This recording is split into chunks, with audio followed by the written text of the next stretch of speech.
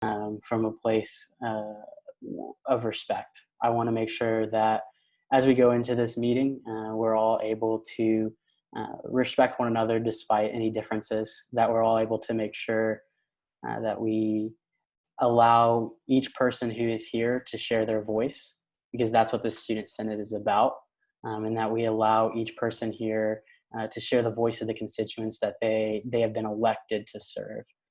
And so every voice tonight is going to be heard. I urge for each person to do so in a civil and calm manner, and in a manner that is worthy of the position that the students who elected you have put you in. And so, again, I want to thank you all for being here, and thank you in advance for the care that you're going to be putting in as we delve into some topics that are, I know, the cause of certain contention today. And so I do appreciate you all for taking the time to do this. And with that, we're going to move into a period of opening roll call led by Pro Tem Spur. Howdy, y'all. We are going to go ahead and head into opening roll call. That link will be sent in the Slack and in the chat from Brogan, and that should be open in just a second for y'all to start filling out.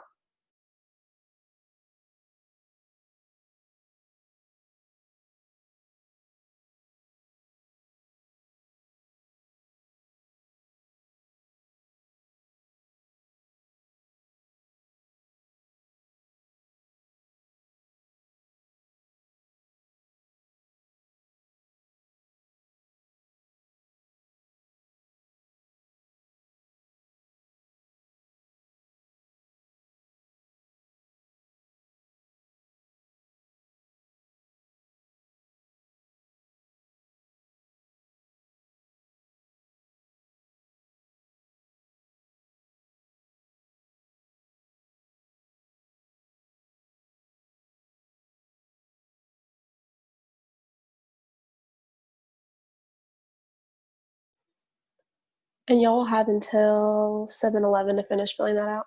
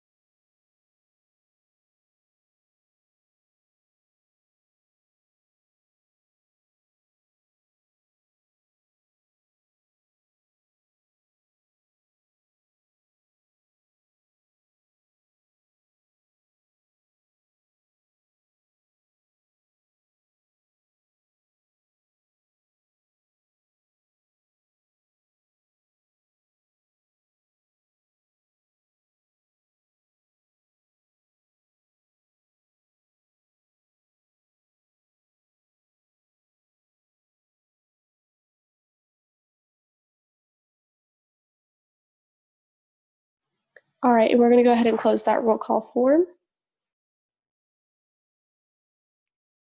And with that, we will move into a period of announcement of vacancies led by Pro Tem Spur. Well, howdy again. So we have had 2 resignations from Helena McCrossan and from Patience Baye, and we have had 2 vacancies from, absences from Leslie Iguizabal and Stephen Hayes.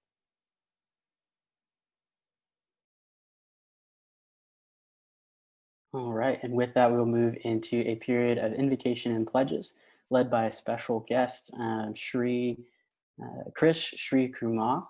And I'm going to go ahead and unmute you. Krish, are you with us? Yes, hi.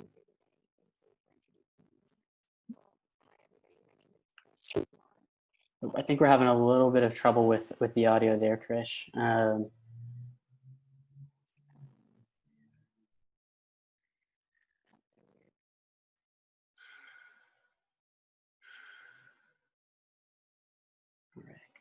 Let's see. So I think we're still having some trouble with the audio, unfortunately. Let me try muting and then unmuting you again here. I do apologize.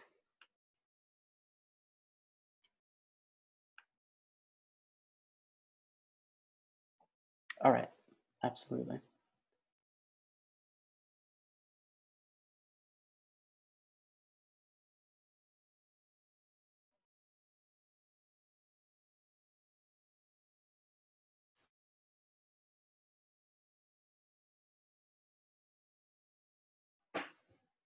All right. So what we'll go ahead and do, Krish, while you're rejoining, if you want to go ahead and leave and then rejoin, we'll come back to the pledges and invocation. And we'll go ahead and move into a period of mission statement and Aggie Honor Code led by our longest serving senator, Senator Wood.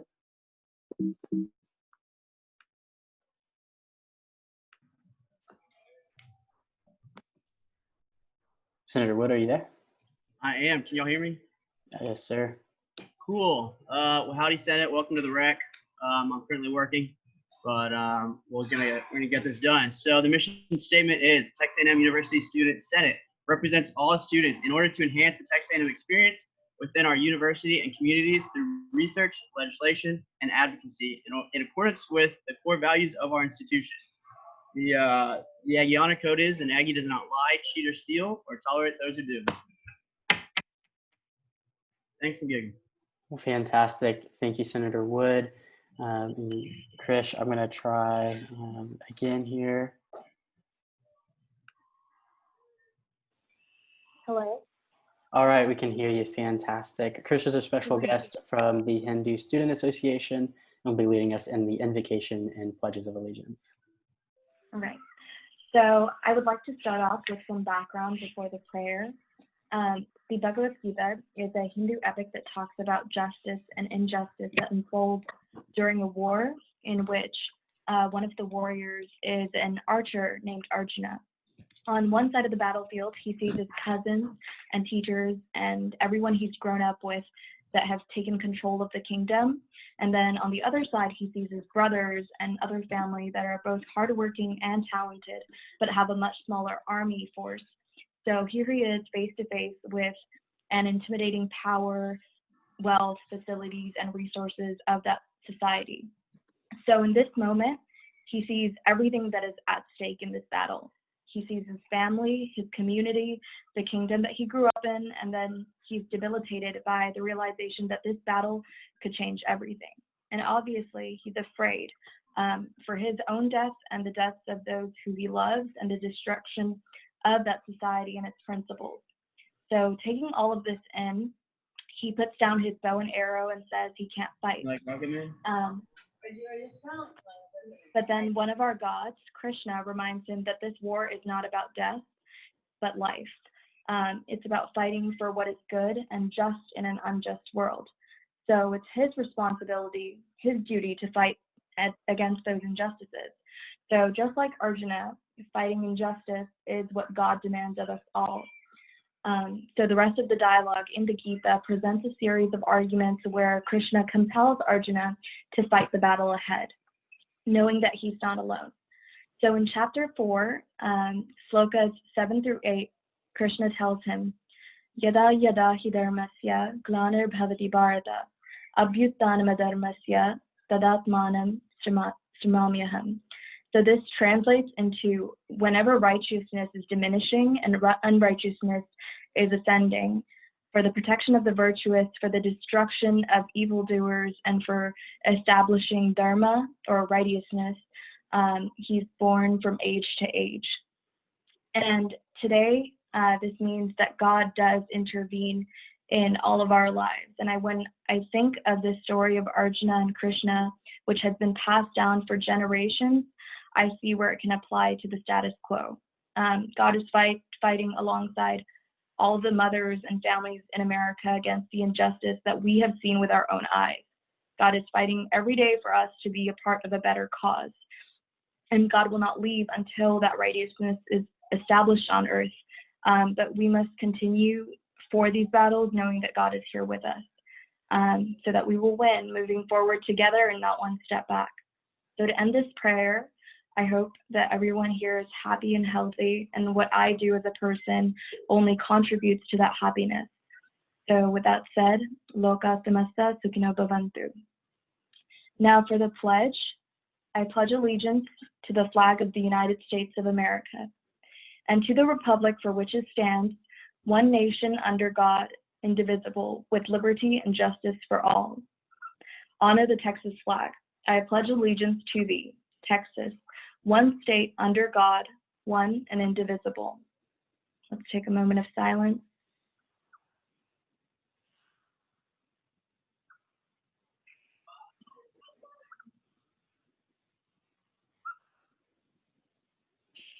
Okay.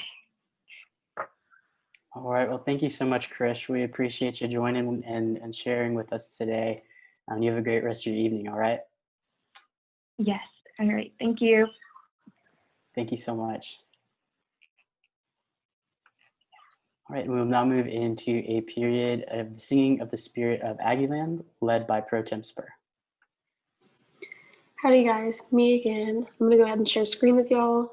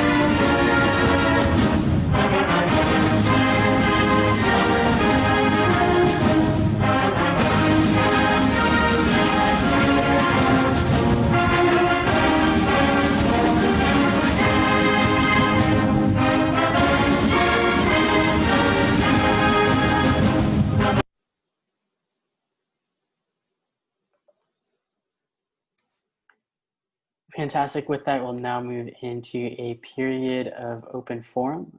Pro Tem Spur, do we have anyone with us for the open forum today? Yes. I am speaking for open forum on behalf of myself as the pro tem and the ops committee. We hosted a legislation formatting meeting last week on the 3rd at noon. We just wanted to let you all know we are going to be hosting another one of those meetings next Wednesday at noon, so that y'all know how to format legislation, so that when you write it, we don't have to reformat it to then send it. It kind of saves all of us a step.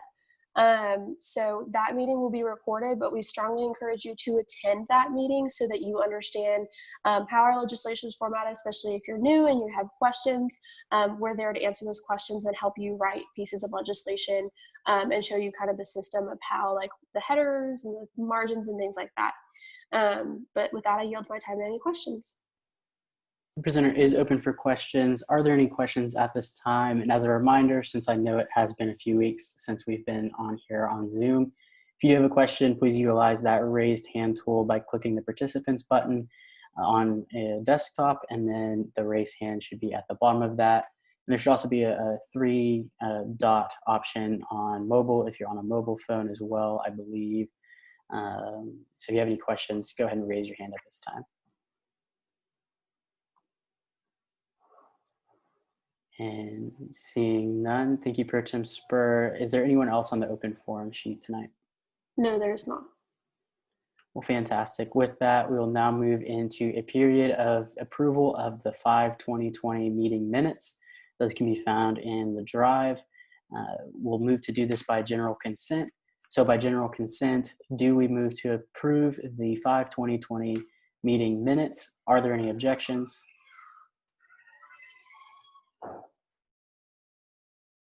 Seeing none, we do move by general consent to approve the 5/2020 meeting minutes. We'll now move into a period of swearing in of the on-campus caucus leader, seeing as our last one did resign. For that, Chief Justice McIntosh, I will have you unmuted here.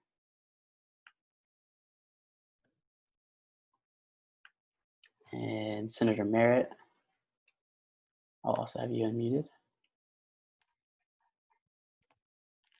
All right, y'all should be set to go.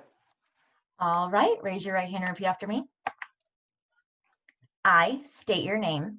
I, Jack Merritt, Do solemnly swear do solemnly swear to faithfully execute to the best of my ability to faithfully execute to the best of my ability the duties of the office of, and state your office name, the duties of the on-campus caucus leader for the Texas A&M University for the Texas A&M University Student Government Association, Student Government Association, to uphold the honor of the same to uphold the honor of the same at all times, to protect the welfare at all times, to protect the welfare of the student body, of the student body, and to promote good relations and to promote good relations between the students between the students and those concerned with the university.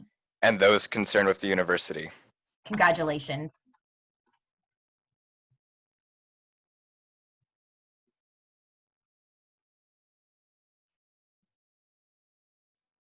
Congratulations, Senator Merritt.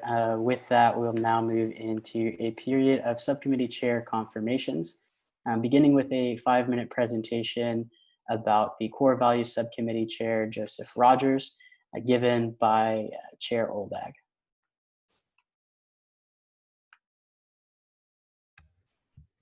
Howdy. So I was tasked with selecting the new chair for the Tate A. Banks Core Values Subcommittee. There were many senators who were interested, all who I felt were highly qualified. So I decided to conduct an interview process, and we ended up selecting Joseph. I know that Joseph will serve as a great chair for the subcommittee.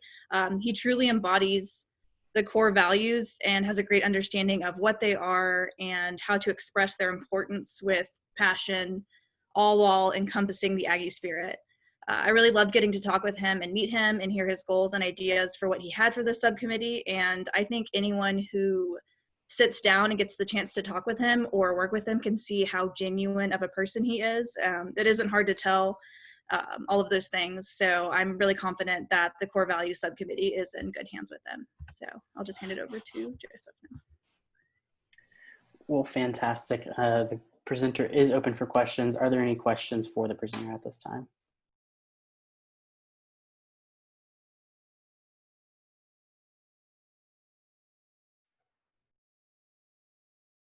Seeing none, that will conclude the period of presentation as well as the period of question and answer. And we'll now move into a period of voting on whether or not to confirm Joseph Rogers as the subcommittee chair for the core values subcommittee. Pro Tem Spur. All right, we have a ballot. It's in the drive. It'll also be sent in the Slack from Brogan as a text ag link.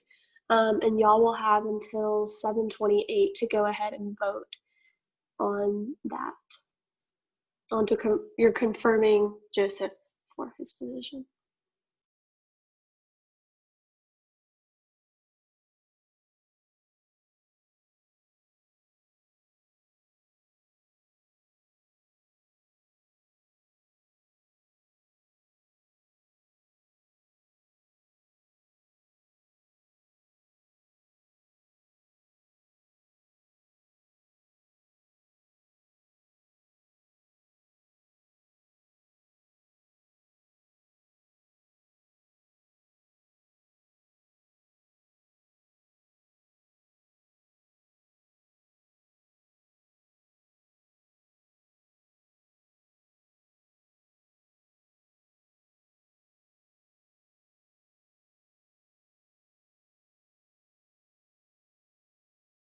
I'll have about 1 more minute to get to that and fill that out.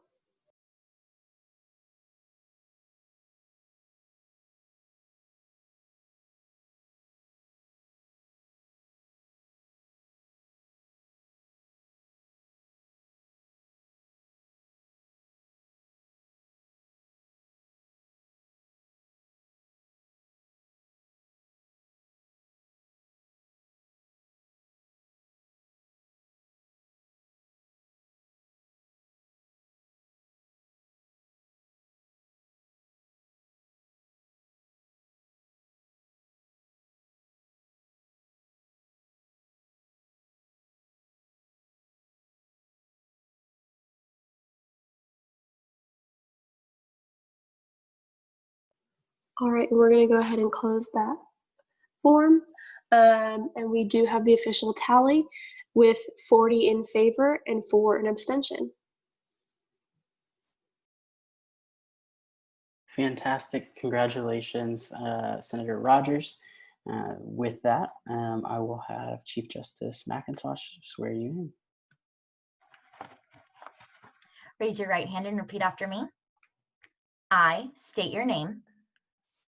I, Joseph Rogers, Do solemnly swear do solemnly swear to faithfully execute to the best of my ability to faithfully execute to the best of my ability the duties of the office of, and state your office name, the duties of the office of Chair for the Tate A. Banks Core Values Subcommittee for the Texas A&M University Student Government Association, for the Texas A&M Student Government Association, to uphold the honor of the same to uphold the honor of the same at all times, to protect the welfare at all times, to protect the welfare of the student body of the student body, and to promote good relations and to promote good relations between the students between the students and those concerned with the university. and those concerned with the university. Congratulations. Thank you. Congratulations, Senator Rogers. With that, we will now move on to the confirmation of the subcommittee chair for the Healthy Lifestyle Subcommittee, and Julia Garcia is our candidate for that, and the presentation will be given by Chair Syed. Thank you, Speaker McHugh. I apologize for the background. I only have my sister's room. So, as Speaker McHugh said, I will be nominating Senator Garcia today. I could not have thought of anyone better for this position for the Healthy Lifestyle Subcommittee chair. The Healthy Lifestyle Subcommittee is focused on bringing awareness and finding ways to improve healthy lifestyles of Aggies on campus. Senator Garcia is a senior public health major from Bridgeport, Texas. She is currently in the 73rd session as a Health Science Center caucus, as a part of the Health Science Center caucus, but she also served in the 71st and the 72nd session as an off-campus senator caucus. In addition to that experience, she was a part of the Core Values Committee, the Healthy Lifestyle Committee last year, the Diversity Inclusion Committee, and the Student Services Committee. She also interned at the Wise Health System Population Health Department for 2 years. So her experience is just never ending.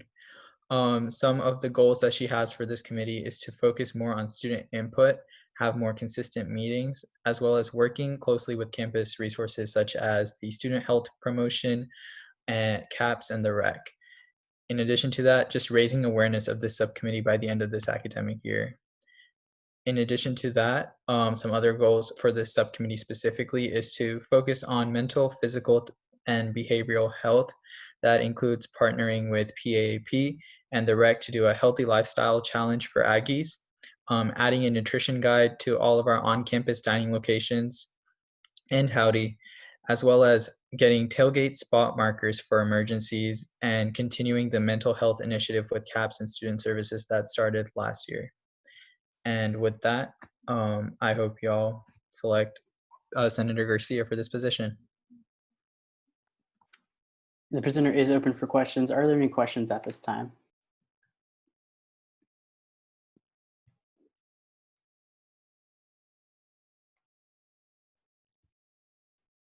And seeing none, that will conclude the period of question and answer as well as the period of presentation.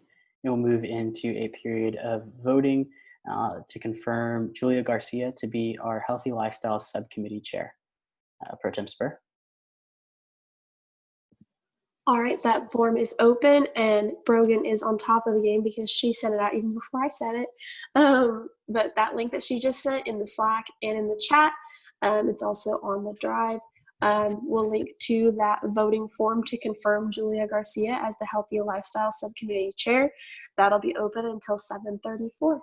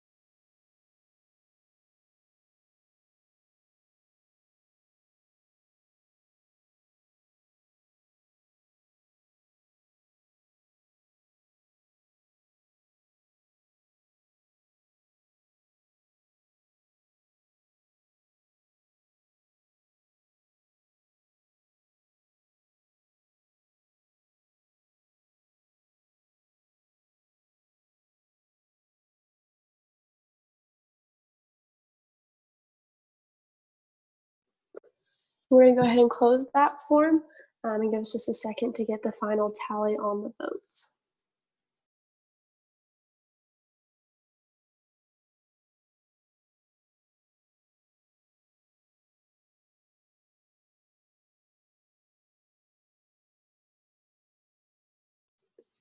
And with a vote of 49 in favor and 1 abstention, she will be confirmed. Well, congratulations, Senator Garcia. And with that, I will hand you over to Chief Justice McIntosh. Raise your right hand and repeat after me. I state your name.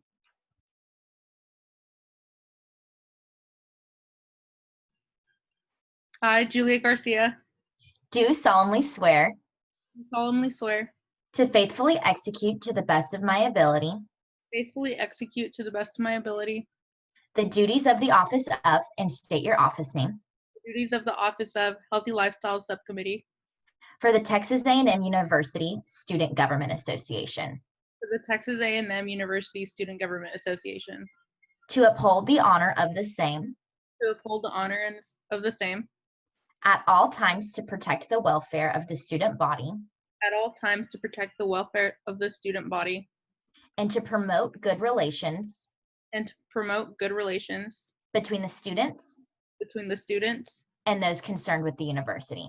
and those concerned with the university. Congratulations. Thank you. Congratulations, Senator Garcia. And with that, we will be moving on to a period of judicial court confirmations, beginning with the confirmation hearing for Lexi Johnson. We'll begin with a period of 5-minute presentation. Lexi, let me get you unmuted here. Are you with us? Yes. All right, fantastic. You will have 5 minutes beginning at howdy. Okay. Howdy. I prepared a PowerPoint that I'm assuming that you can follow along with.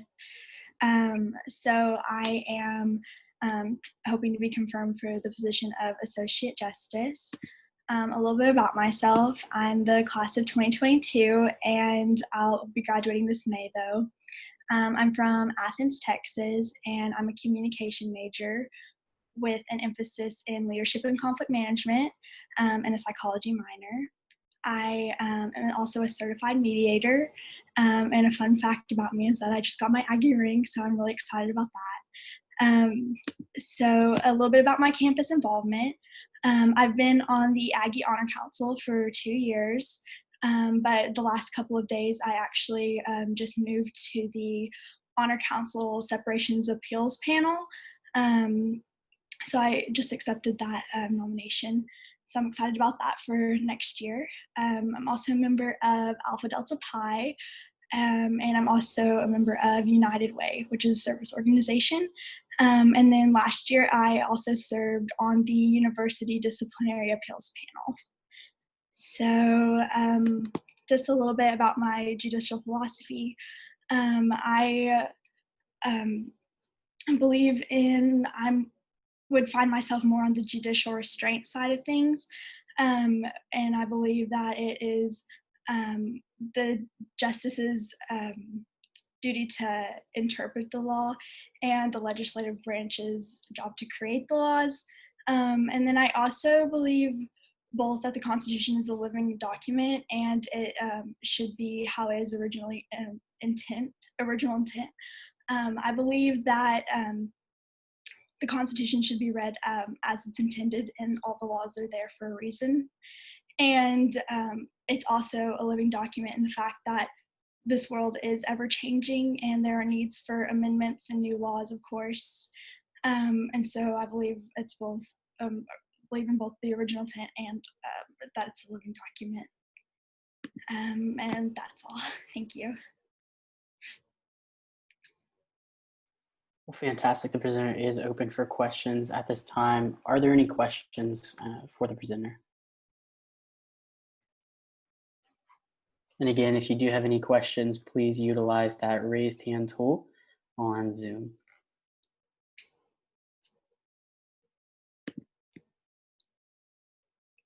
Chair Teague. Thank you, Mr. Speaker. Chair Teague, Finance. Ms. Johnson, can you speak to your experience on the Aggie Honor Council and how that might help influence your decisions or help you make informed decisions as a member of the Judicial Court? Yes. I believe that my experience on the Honor Council and with the University Disciplinary Appeals Panel has made me see things really unbiased, because with those organizations, you're dealing with like people's real lives and as students, and whether they get to stay in the university and not. And so I feel like that's really shaped me and how I view things. I like to make sure I know all of the facts and gather enough information to make my own informed decision before deciding on anything. And so I feel like that's really helped me open my eyes to that.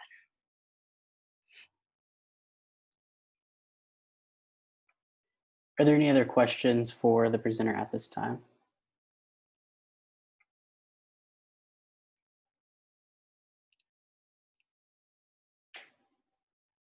And seeing none, that will conclude our period of Q&A, and we'll move into a period of recommendation. For this, Lexi, I'm going to go ahead and move you into a waiting room, and then I'll bring you back after we do our recommendation as well as our debate period. Okay, thank you.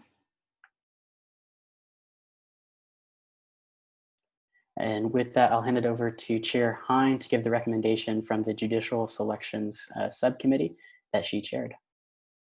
Alrighty, howdy guys. I just want to say a big shout out and thank you to my subcommittee.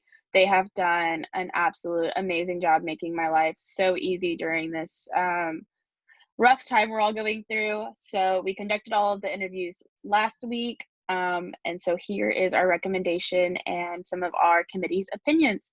So we, as the Judicial Court Nomination Subcommittee, recommend that the Student Senate do confirm Lexi Johnson as an Associate Justice of the Texas A&M Judicial Court. One of our senators on the subcommittee said, "I believe Lexi will be a good addition to the court. Her background in mediation and conflict management allows her to remain impartial, and I believe this is what is especially great about this candidate. She seems to have some holes and complete understanding of this position. However, as we've seen with past candidates, our justices learn a significant amount on the job. This candidate is very level-headed, and her background of positions such as the Honor Council prove her impartiality." So thank you, and we will now vote to confirm her. Fantastic. Thank you, Chair Hine. That was the recommendation from the Judicial Selections Committee. We'll now move into a period of debate, beginning with debate against. Again, the way these work, since it has been a couple of weeks, if you do have any debate during a certain period of debate, you can make that known by raising your hand via the tool that is in Zoom. So if you click the participants and then scroll down to the bottom, you can raise your hand. Again, we're going to go ahead and begin with that period of 45 seconds in the against column. Is there any debate at this time?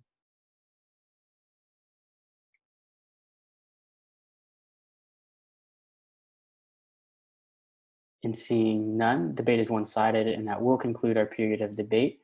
Pro Tem Spur, please lead us in the voting process.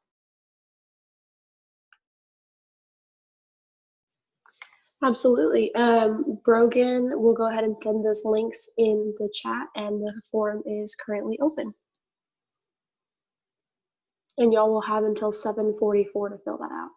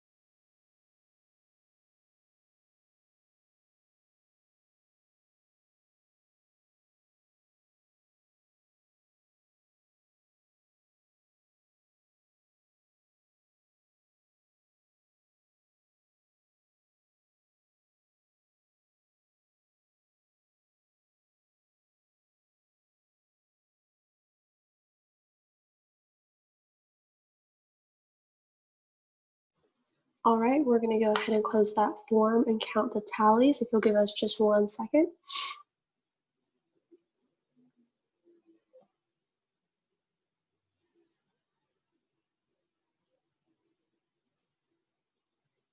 We had 41 in favor, 3 in abstention, and 1 against.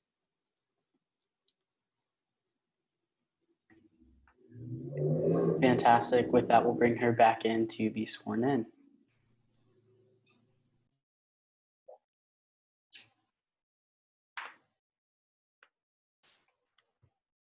Lexi, are you back with us? Yes. Well, fantastic. Then it is my honor and privilege to let you know that you have been confirmed to serve as a justice on our judicial court here at Texas A&M University. With that, Chief Justice McIntosh, please swear in your first Associate Justice. All right, raise your right hand and repeat after me. I state your name. I, Lexi Johnson, Do solemnly swear do solemnly swear to faithfully execute to the best of my ability to faithfully execute to the best of my ability the duties of the office of Associate Justice the duties of the office of Associate Justice for the Texas A&M University for the Texas A&M University Student Government Association, Student Government Association, to uphold the honor of the same to uphold the honor of the same, at all times to protect the welfare of the student body to at all times protect the welfare of the student body, and to promote good relations and to promote good relations between the students between the students and those concerned with the university. and those concerned with the university. Congratulations. Thank you.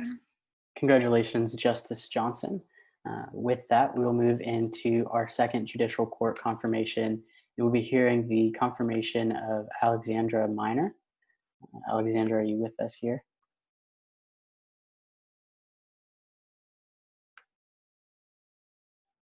Can you hear me? Yes, you will have 5 minutes beginning at howdy. Howdy, Senate. First, I would just like to say that I hope you all are healthy and safe in these unprecedented times that we have found ourselves in. I am a finance major over at Mays Business School. I'm class of 2023, but I actually graduate next December. I love being an Aggie. It's been super fun. A few of my hobbies are traveling. If you're following along on the PowerPoint with me, you'll see at the bottom picture, it's a picture of Lake Tahoe, and the top right is in Europe. I just love traveling and the experiences you get from it. In the middle picture is me with my middle brother. They went 4 rounds in playoffs this year, and I just love my family and hanging out with them. Quarantine hasn't been too terrible. We've played lots of games and swung under the tree. I live in a super small town in the country, so it's been kind of nice. We've been in our own little world. I really enjoy writing, and I really enjoy fitness and health. The next slide is a little bit about my experience. I was a JAG this past year, and I actually had the opportunity to be on the case and represent a client, if you will. And that was a really cool experience, and I had a lot of fun doing that, and actually made me realize how much I love justice. Outside of SGA, I'm the author of a blog. I have served on Meals on Wheels for the past 3 years. It's just such an incredible experience to service others, especially those who don't have the ability to cook for themselves or even get to the doctor. It just really makes you thankful for the things that we can often take for granted. I'm a member of a sorority, which is so much fun to have a solid community at A&M. And then I was recently nominated for the Gathright Phi Kappa Phi Dean's Excellence Award. And that was just really cool to reflect on my experiences and then just be nominated in general. And I'll find out the results in the fall. So I'm really excited about that. The next slide talks about my judicial philosophy. I am very much an advocate for judicial restraint. I believe that there is a separation of powers. It is my job to interpret the code and uphold the integrity of the code. It is not my job to create the code. So with that said, I think that's all. Thank you. And the presenter is open for questions. Are there any questions at this time?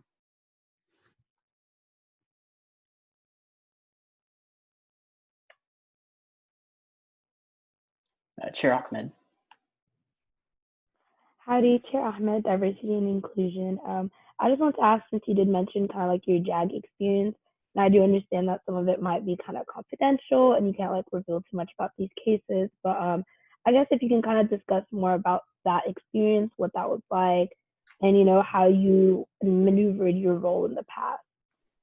Yeah, definitely. So I think being a JAG, the main thing to me was making sure that each student that came got the justice that they were looking for. Obviously, if you're going to bring a case before the court, you feel like something injustice happened to you. So it is my job to take the code and interpret it in a way that brings them the justice that they want. And in that case, that was exactly the opportunity that I had, was to just defend the code and bring it in front of the court, and was like, this is what the code says, and it is our job as the court to make sure that code is upheld. Are there any other questions for the presenter at this time?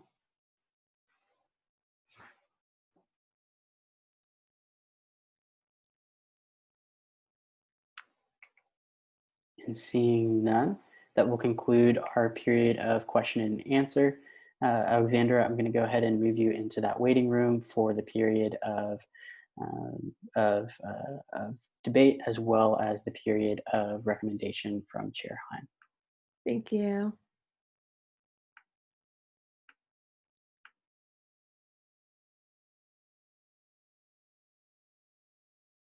All right, Chair Hein. Alrighty, so just like last time, I will read the consensus of the committee and then move into individual opinions. So the consensus of the committee, we, the Judicial Court Nominations Subcommittee, recommend that the Student Senate do confirm Alexandra Minor as an Associate Justice of the Texas A&M Judicial Court. Senator One said, I believe Alexandra is well qualified for the position of Associate Justice due to her experience as a JAG for the court and her desire to keep the integrity of the code. This nominee would be a great addition to the bench. And then Senator Two said, Alexandra's most important quality is her selfless service.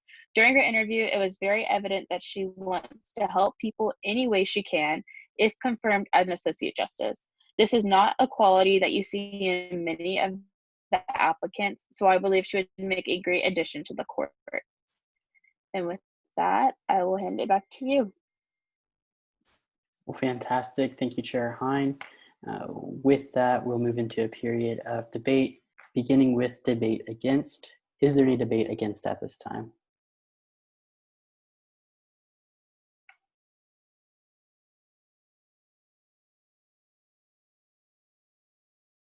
And seeing none, debate is one-sided, and that will conclude our period of debate, and we'll move into a period of voting, led by Pro Tem Spur. Howdy, y'all.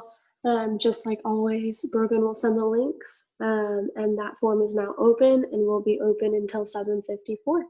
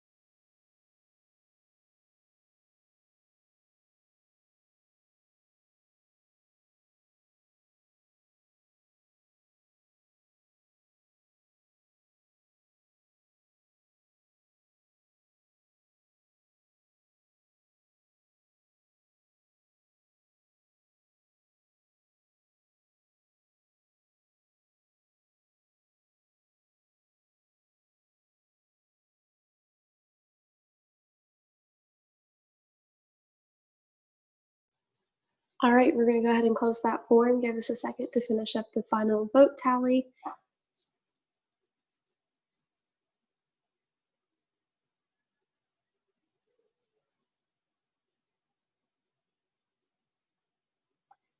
All right, we had 43 in favor and 5 in abstention.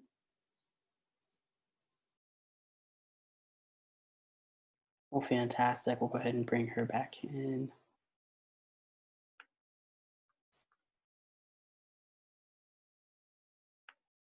Alexandra, are you back with us? Yes. Well, fantastic. Then it is my honor and pleasure to let you know that you have been selected to serve as a justice of the Judicial Court here at Texas A&M University. And I'll hand you over to your Chief Justice to swear you in. Thank you. Raise your right hand and repeat after me. I state your name. I, Alexandra Miner, Do solemnly swear do solemnly swear to faithfully execute to the best of my ability to faithfully execute to the best of my ability the duties of the office of Associate Justice the duties of the office of Associate Justice for the Texas A&M University Student Government Association, for the Texas A&M University Student Government Association, to uphold the honor of the same to uphold the honor of the same at all times, to protect the welfare at all times, to protect the welfare of the student body of the student body and to promote good relations and to promote good relations between the students and those concerned with the university. and those concerned with the university. Congratulations. Thank you. Congratulations, Justice Miner. And with Thank that, we will now move into a period of new business, beginning with the reading of SR 7305, the Peer Navigator Continuance Resolution. If the authors would present, I believe, Sam, you are the author on this one.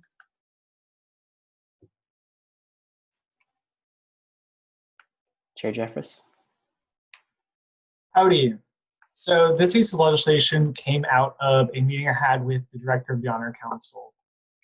So this position was formed in a pilot program over the spring, but sadly, due to some budget restrictions, they are looking to cut it. So hopefully with this piece, we can go to them and say, we want to continue this position. So SR 7305, Peer Navigator Continuance Resolution, a resolution to encourage Texas A&M to continue the Peer Navigator position at the Texas A&M Honor Council. Whereas one, students being accused of an honor code violation and going through the Aggie Honor Council process is confusing and frightening foremost. Whereas two, during the spring 2020 semester, a pilot program for the Peer Navigator position was made. Whereas three, the Peer Navigator position's duties include assisting students in person in the Aggie Honor System office. This includes using data systems to access student records in order to answer students' questions, collecting additional data, and providing students with access to their confidential case files.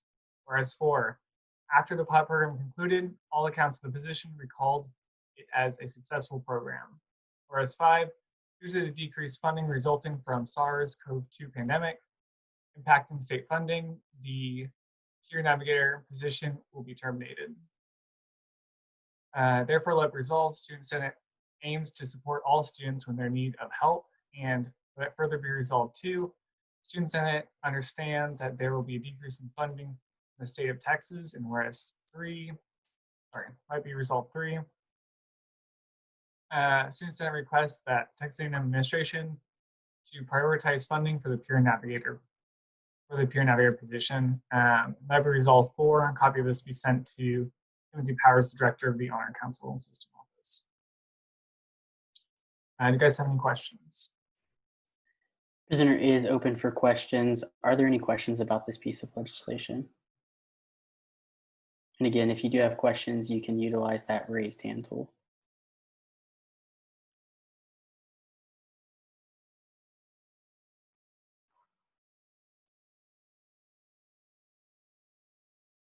Seeing no questions, that will conclude our period of Q&A.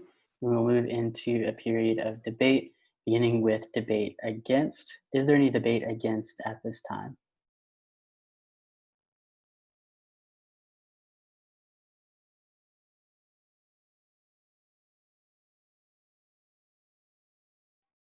Seeing none, debate is one-sided, and that will conclude the period of debate on SR 7305. And we'll now move into a period of voting on that resolution, led by Pro Tem Spur. Howdy, y'all. That form is now open and will be open until 8:01. And Brogan is sending the links.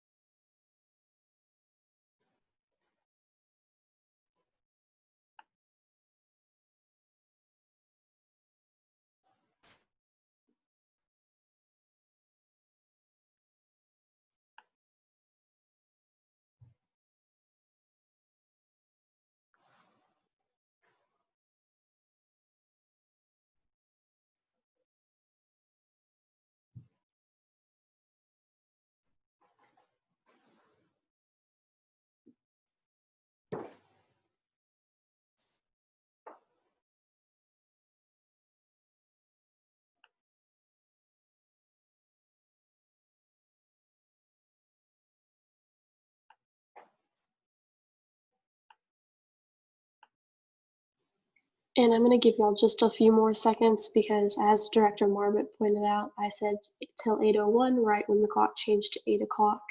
So we're going to give y'all a few more seconds to fill that out to honor the 2-minute limit.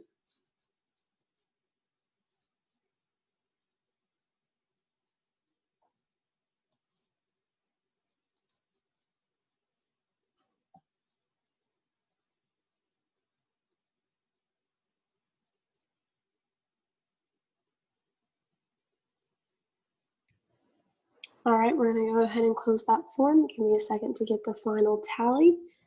The final tally has 42 in favor and 3 in abstention. Fantastic, then that resolution does pass. And with that, we will now move into a period of considering SR 7306, the Mental Health Awareness Month resolution. I believe Chair Ahmed is the main author, and we will also be unmuting the other authors to present as well. Chair Ahmed.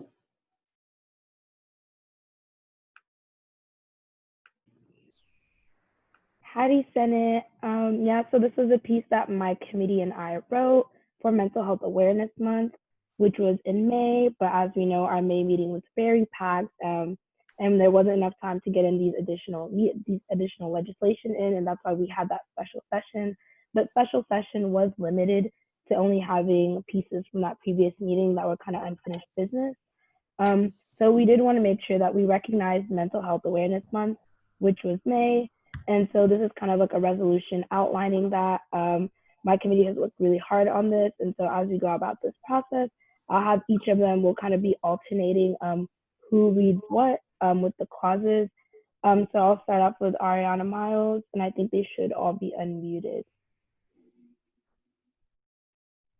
If you want to start off with the first whereas. Okay. Whereas once since 1949, May has been observed as Mental Health Awareness Month in the United States. This initiative has been led by Mental Health America and its associates to creating awareness and reducing the stigma around mental health. And whereas stigmas not only impact a person's willingness to ask for help, but can also worsen an individual's existing condition. While it is estimated that around 25% of Americans will face a mental illness in a given year, experts claim that stigma around asking for help prevents an accurate count, making the real estimate closer to 33%. And whereas 3, according to the CDC, Texas has seen a steady increase in suicide rates since 2012 and currently exceeds the national average for suicide among people of ages 15 to 24. Texas also exceeds the national average for suicide among Black and Hispanic communities. And whereas 4, according to the American College Health Assessment, 24.4% and 12.3% of Texas A&M University students reported that anxiety and depression affects their academic performance respectively. And whereas 5, Texas A&M University Student Counseling Services was established in 1982 when it joined with the former Academic Counseling Center to create a unit that would address academic, career, and personal counseling. But as of July 2019, it has been renamed as Counseling and Psychology Services, CAPS, to accurately reflect all the services they offer. And in fall of 2019, Texas A&M University's Disabilities Resources served 216 students with mental health diagnosis. This number has consistently risen since then, and with 1,200 students being served as of fall 2019. And Dr. Farzan Sangohar, an assistant professor in the Department of Industrial and Systems Engineering, is currently leading a research team in the development of a wearable software program to help manage a person's mental health and overcome the stigma associated with mental health treatment. The pilot program is called Mental Health Evaluation and Lookout, or mHELP. And whereas 9, due to the COVID-19 pandemic, CAPS has adjusted to physical distancing guidelines by having phone consultations and have provided students with many resources regarding how to cope with mental health during this time. With that, this year's theme for Mental Health Awareness Month is Tool is to Thrive, chosen in response to an unprecedented anxiety centered around the COVID-19 global pandemic. And therefore, let it be resolved, the 73rd session of the Student Senate recognizes May as Mental Health Awareness Month. And let it be further resolved too, the 73rd session of Student Senate recognizes the importance for Aggies to stay safe during these difficult times and look forward to continuing engagement with student leaders, university officials, faculty, and staff in order to promote mental health initiatives on campus. And let it be further resolved 3, the 73rd session of Student Senate extends its support to all Aggies facing mental health struggles and urges Aggies to end the stigma surrounding mental health. And the 73rd session of Student Senate encourages all Aggies who struggle with mental health to utilize university resources such as counseling and psychological services and disability resources to access services and accommodations. Other sources include reaching out to the helpline at 979-845-2700 for after-hours mental health services and the use of Sanvelo mobile application. And let it be further resolved 5, a copy of this resolution be sent to Dr. Daniel Pugh, Senior Vice President of Student Affairs, Dr. Marianne Covey, Counseling and Psychological Services Director, Christy Orr, Disability Resources Director, Helpline, and the Battalion. Are there any questions for the presenters at this time?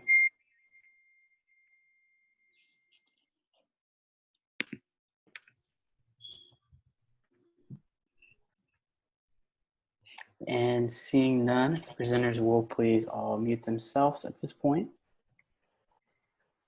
We'll now move into a period of debate, beginning with debate against. Is there any debate against at this time? Again, if there is, use that raised hand tool.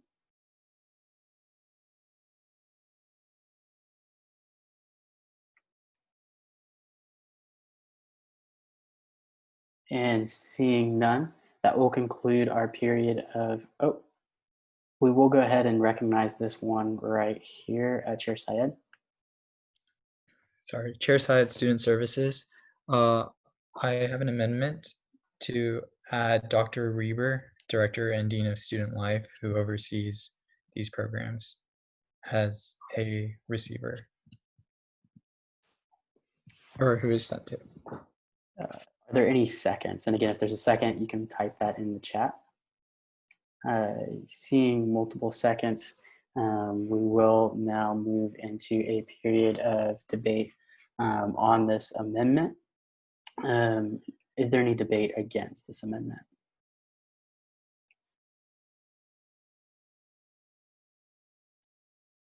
Seeing none, debate is one-sided, and that will conclude the period of debate.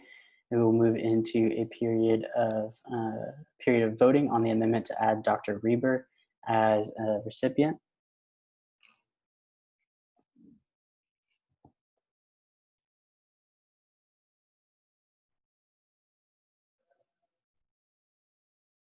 With that, we'll move to vote by raising of hands. So if you are in favor of adding Dr. Reber as a recipient to this resolution, please raise your hand now.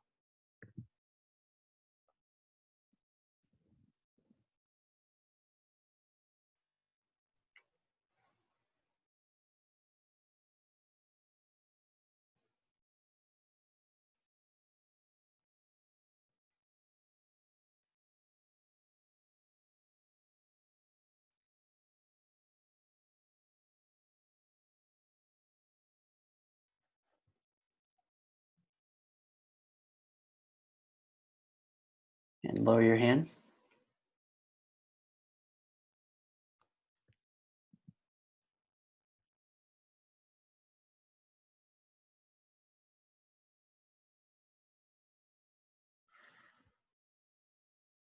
And all those against this amendment to add Dr. Reber to the recipients list of this resolution, raise your hand.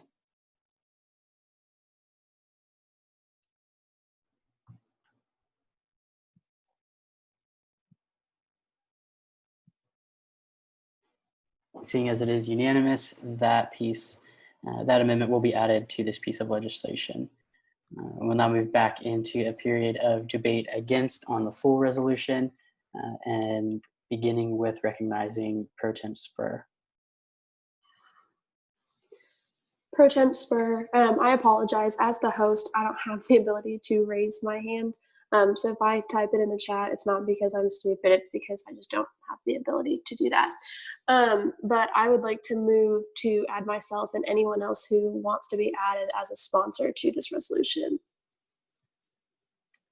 And seeing multiple seconds, we will move this amendment, seeing as it is an amendment to add as a sponsor by general consent. Are there any objections to this amendment being passed by general consent?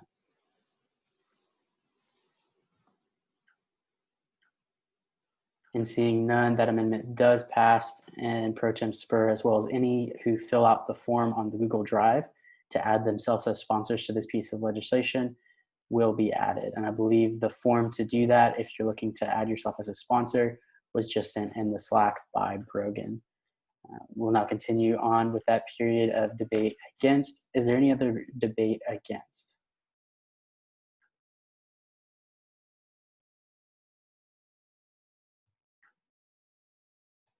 Seeing none, that will conclude the period of debate against, and we'll move into a period of debate for. Is there any debate for at this time?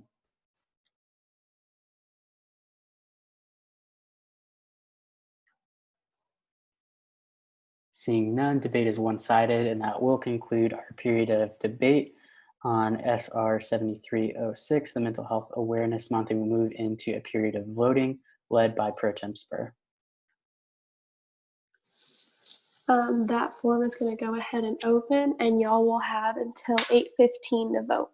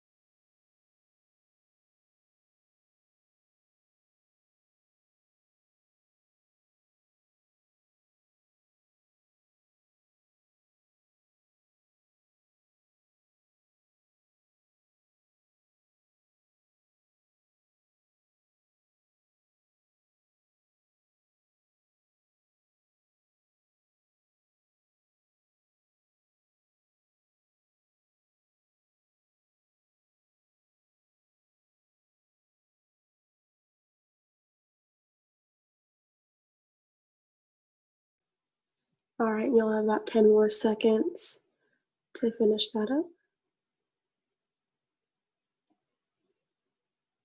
All right, and that form is going to go ahead and close, and we're getting the final vote count is 48 in favor.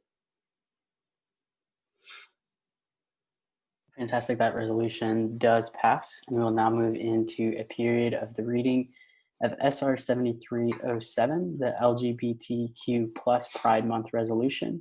Chair Ahmed, I do believe you are the primary again, and we will unmute all of the other officers as well. Howdy.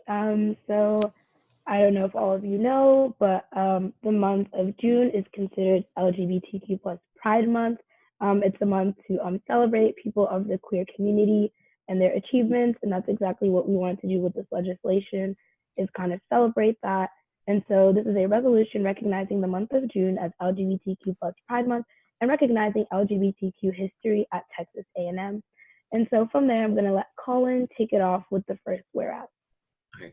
Howdy, Senate. Whereas one, LGBTQ plus Pride Month is celebrated each year in the month of June in commemoration of the Stonewall Riots of 1969 and whereas two, in 1999, 2000, and from 2009 to 2016, former Presidents Bill Clinton and Barack Obama issued proclamations that recognize June as LGBTQ plus Pride Month in the United States. And whereas three, in 1976, the Gay Student Services, GSS, a group composed of over 20 Aggies, was denied recognition as a student organization by Dr. Coldis. The students sued the university in February 1977. The trial court ruled in favor of Texas A&M University, but the students then appealed to the 5th U.S. Circuit Court of Appeals, which overturned the verdict, thus ordering the school to recognize the student organization. And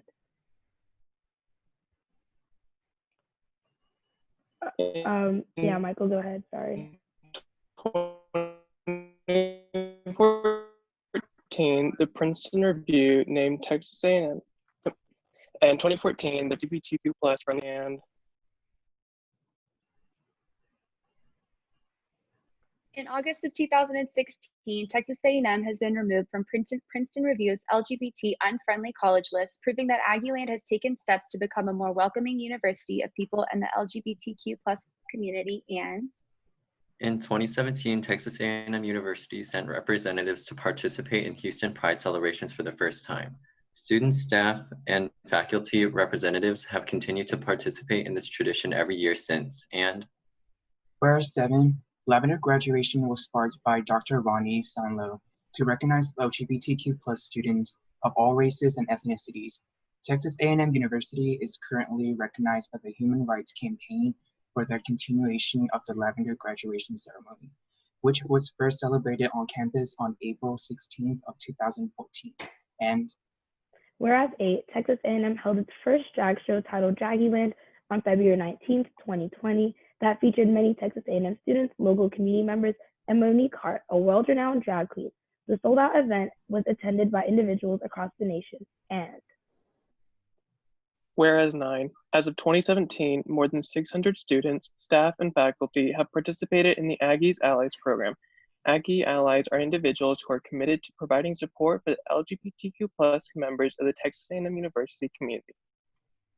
Therefore, let it be resolved 1, the 73rd session of the Student Senate recognizes the month of June as LGBTQ plus Pride Month. And let it further be resolved 2, the 73rd session of the Student Senate recognizes Marsha P. Johnson as a Black transgender pioneer, along with the contributions of other Black drag queens to the LGBTQ plus liberation movement and the Stonewall Riots of 1969. And let it be further resolved 3, the 73rd session of the Student Senate applauds the LGBTQ plus Pride Centers for seamlessly adjusting during the COVID-19 pandemic by hosting a virtual Lavender graduation and a series of events to celebrate LGBTQ plus Pride Month. And let it be further resolved 4, the 73rd session of Student Senate recognizes the contribution of Phyllis R. Fry, a Texas A&M former student and the first openly transgender judge appointed to the United States, for her contributions to the transgender community. And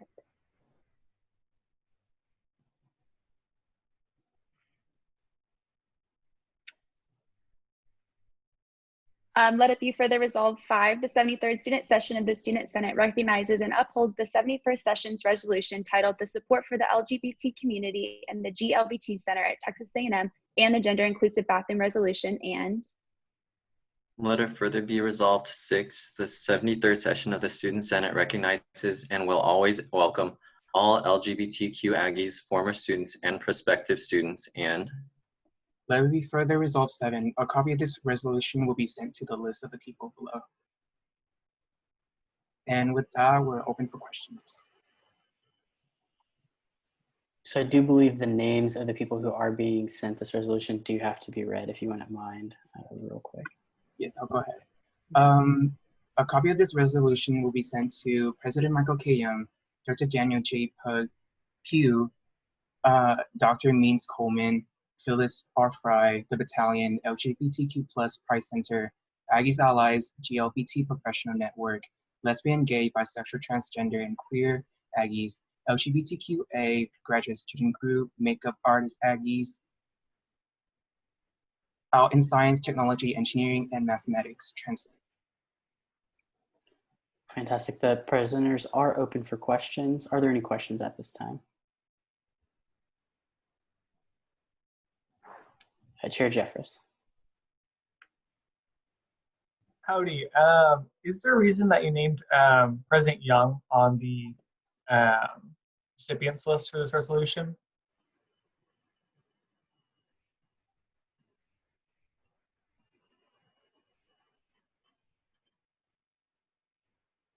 Iman got muted. Heidi, I do think that was something that was off of the template, and it's not necessarily for any specific reason, but I do think it's not anything specific regarding to him, but it would be nice for him to send to kind of just know where the Student Senate stands regarding LGBTQ Pride Month and all the achievements that the school has made with our LGBTQ community over the past few decades. Permission for a follow-up?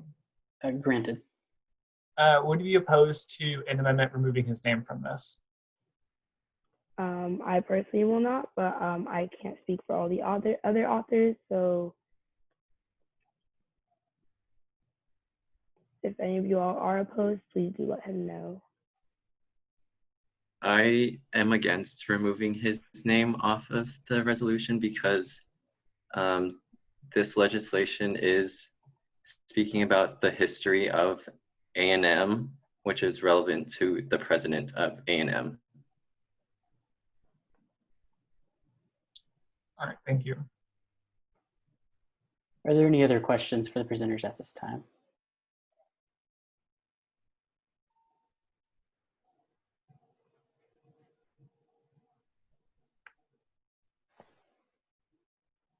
Seeing none, that will conclude our period of Q&A.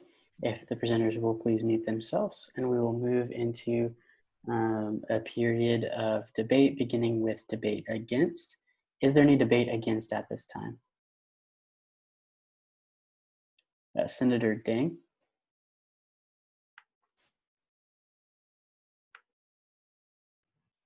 Senator Ding, off-campus caucus, I have an amendment.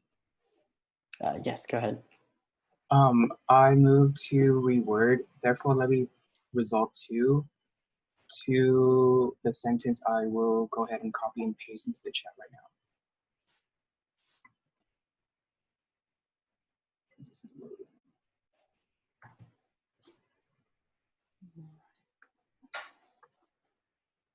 Hope it got done twice. Which is the 73rd session of the Student Senate recognizes the contributions of Marsha P. Johnson, Sylvia Rivera, transgender women of color, and Black drag queens to the LGBTQ+ liberation movement and the Stonewall riots of 1969. And Awesome. So this is changing the wording and adding a couple of names. Yes. Awesome. Are there any seconds to this amendment? And seeing multiple seconds, I will now begin a period of debate on this amendment, beginning with debate against. Is there any debate against? And as a reminder, if you do have debate against and are not one of the hosts, please utilize that raised hand tool over in the participants area. If you're on a desktop, and I believe in the options section if you're on mobile. Is there any debate against at this time?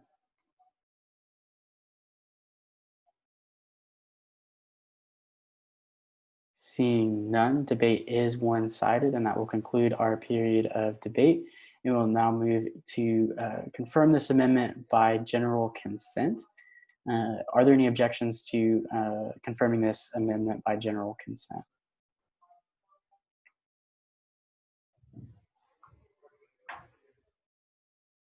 Seeing no objections, that does pass. If the ops team would please change the official piece of legislation and let it be further resolved to read as was sent in the chat. We'll now resume with debate against. Senator Dang, you had the floor in debate against.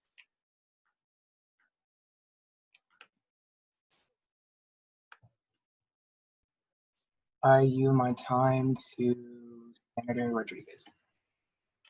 Senator Rodriguez. Yes. Chair Rodriguez, excuse me. Yeah, Chair Rodriguez, Constituency Affairs. I'd like to make an amendment. Go ahead. I'd like to add myself as a sponsor and anybody else that would like to add themselves as well. Are there any seconds? Seeing multiple seconds, we will move by general consent to add Chair Rodriguez as well as any others who fill out the form found in the drive to this piece of legislation. Are there any objections to doing that by general consent?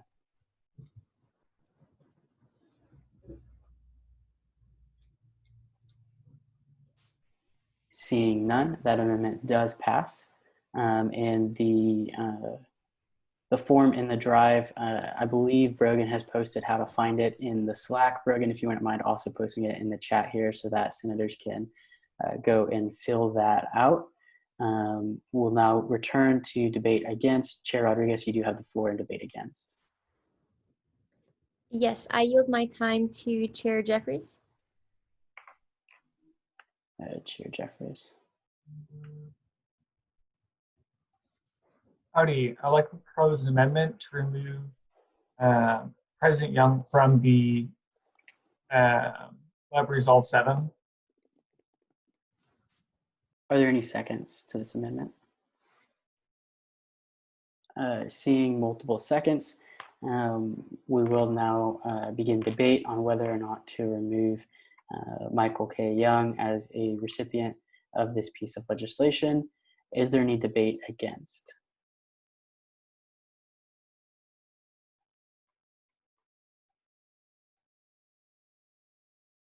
Seeing none, debate is one-sided, and we'll move to vote on whether or not to remove Michael K. Young from this piece of legislation.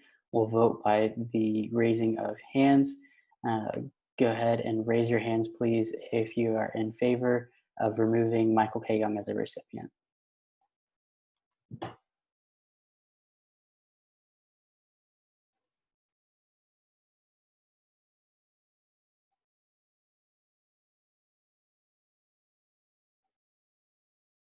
Lower your hands.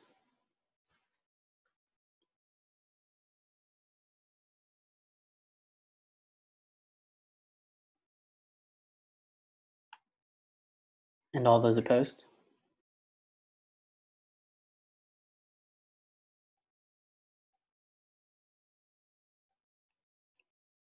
Y'all go ahead and lower your hands. I think the result is clear. That amendment does fail, and Michael K. Young will stay on as a recipient of this piece of legislation.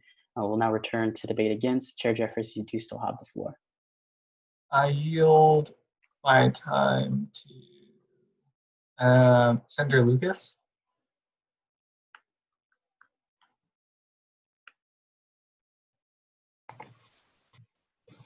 Howdy, Senator Lucas, College of Education and Human Development.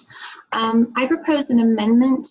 The GLBT Center was renamed to the LGBTQ Pride Center in January of 2020.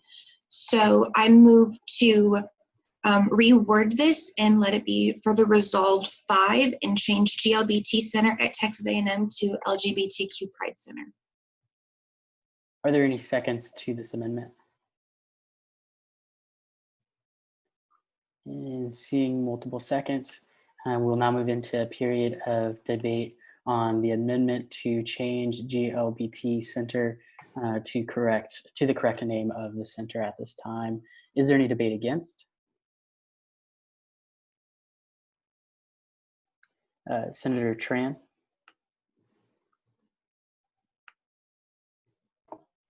Senator Tran, Health Science Center Caucus. That is actually a title of a piece of legislation that was passed in the 71st session, and it was named the GLBT Resource Center back then, so I don't think we should change the wording of it. Okay, I see that now. I withdraw my motion. And the senator has withdrawn the motion, and so that amendment has been withdrawn. With that, we'll return to debate against on the resolution as a whole. Is there any other debate against at this time?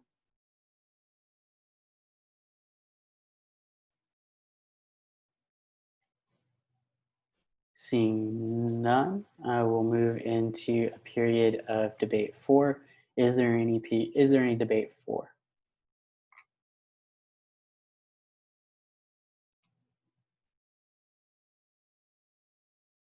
And seeing none, debate is one-sided, and that will conclude the period of debate. And we will move into a period of voting on SR 7307, the LGBTQ plus Pride Month resolution, and the amendments attached.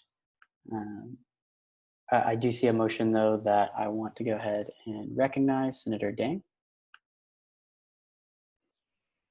Senator Dang, Off-Campus Caucus. I move for a roll call vote.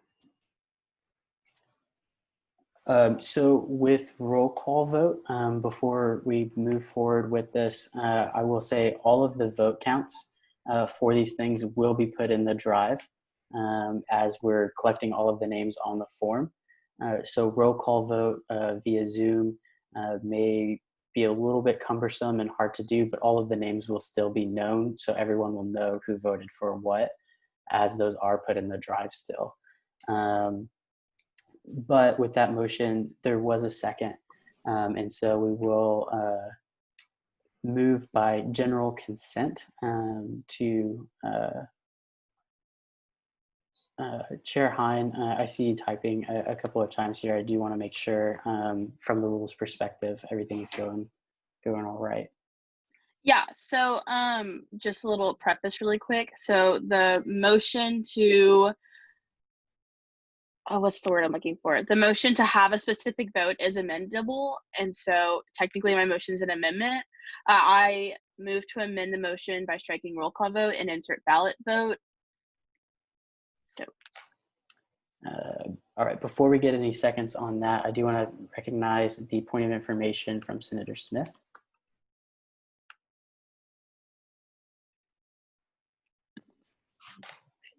Mr. Speaker, I'd like to withdraw that. Chair Hein cleared it up. All right, fantastic. So with that, I did see a second to the amendment to the motion proposed by Chair Hein.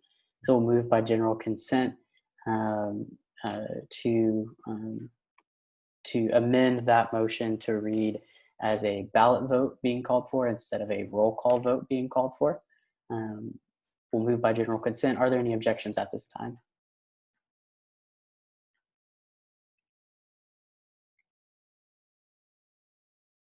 And seeing no objections, that motion has been amended to call for a ballot vote.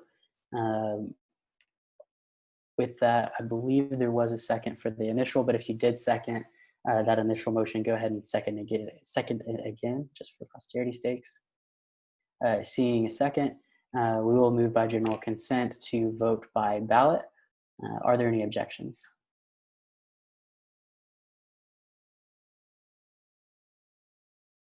Seeing none, that motion does pass, and we will move into a period of ballot voting led by Pro Tem Spur. Howdy, y'all. Just like normal, we will go ahead and fill out that ballot vote. Another thing that Speaker McHugh was talking about when you're talking about ballot votes, the ballot votes will eventually all be online as well on our website. So I just wanted to let y'all know that as well. But with that, y'all will have until Dead watch. 8:36 to finish filling that out.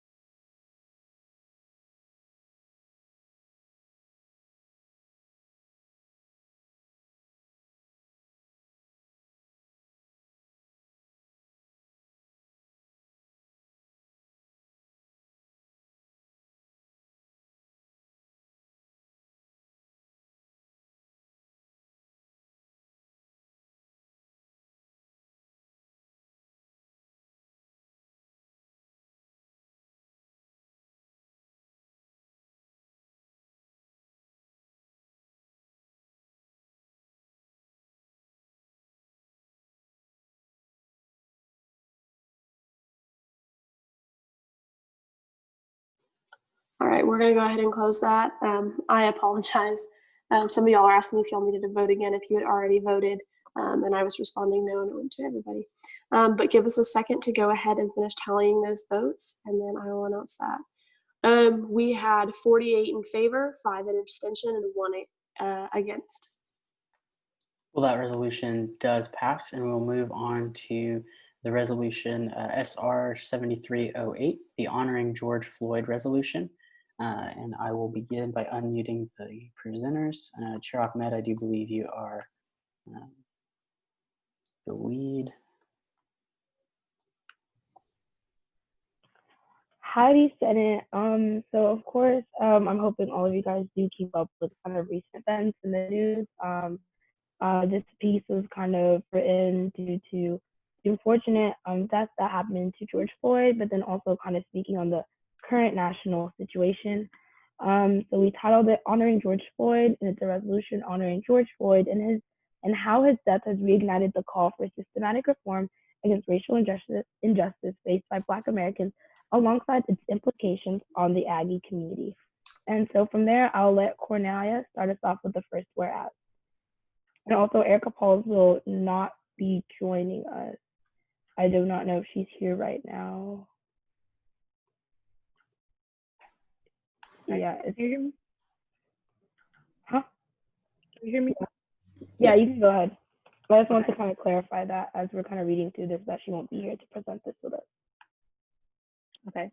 Whereas one, on Monday, May 25th, 2020, George Floyd, a 46-year-old Black man, was senselessly killed in Minneapolis, Minnesota, while in the custody of 4 former Minneapolis police officers. And whereas 2, George Floyd was allegedly arrested for purchasing goods with a counterfeit $20 bill at Cup Foods. And whereas 3, George Floyd's tragic interaction with police was recorded in a video that demonstrated former Officer Derek Chauvin kneeling on the neck of Floyd for 8 minutes and 46 seconds. He kneeled on his neck as Floyd pleaded that he could not breathe multiple times and continued to do so even after he was unresponsive. The remaining 3 officers, Thomas Lane, Tao Tao, and J. Alexander Kyung, did not stop his actions in any way. And whereas 4, according to the statement released by the family's attorney, Benjamin Crump, regarding the independent autopsy results, and states that Mr. Floyd's death was a homicide caused by asphyxia due to neck and back compression that led to a lack of blood flow to the brain. Sustained pressure on the right side of Mr. Floyd's carotid artery impeded blood flow to the brain, and weight on his back impeded his ability to breathe. The independent examiners found that weight on the back, handcuffs, and positioning were contributory factors because they impaired the ability of Mr. Floyd's diaphragm to function. The independent medical examiners found that there is no other health issue that could cause or contribute to the death. And whereas 5, Officer Derek Chauvin was fired and has been charged with second-degree murder. The 3 remaining officers, Thomas Lane, Tao Tao, and J. Alexander Kwang, were also fired and were more recently charged with aiding and abetting second-degree murder. And whereas 6, while George Floyd died in Minneapolis, he had strong roots and ties to Southeast Texas. He grew up in Houston's 3rd Ward and graduated from Jack Yates High School in Houston, Texas. He attended Texas A&M University Kingsville between 1995 to 1997, and his son currently resides in Bryan, Texas. And whereas 7, George Floyd's death has triggered an outcry in the form of protests across the United States and the world.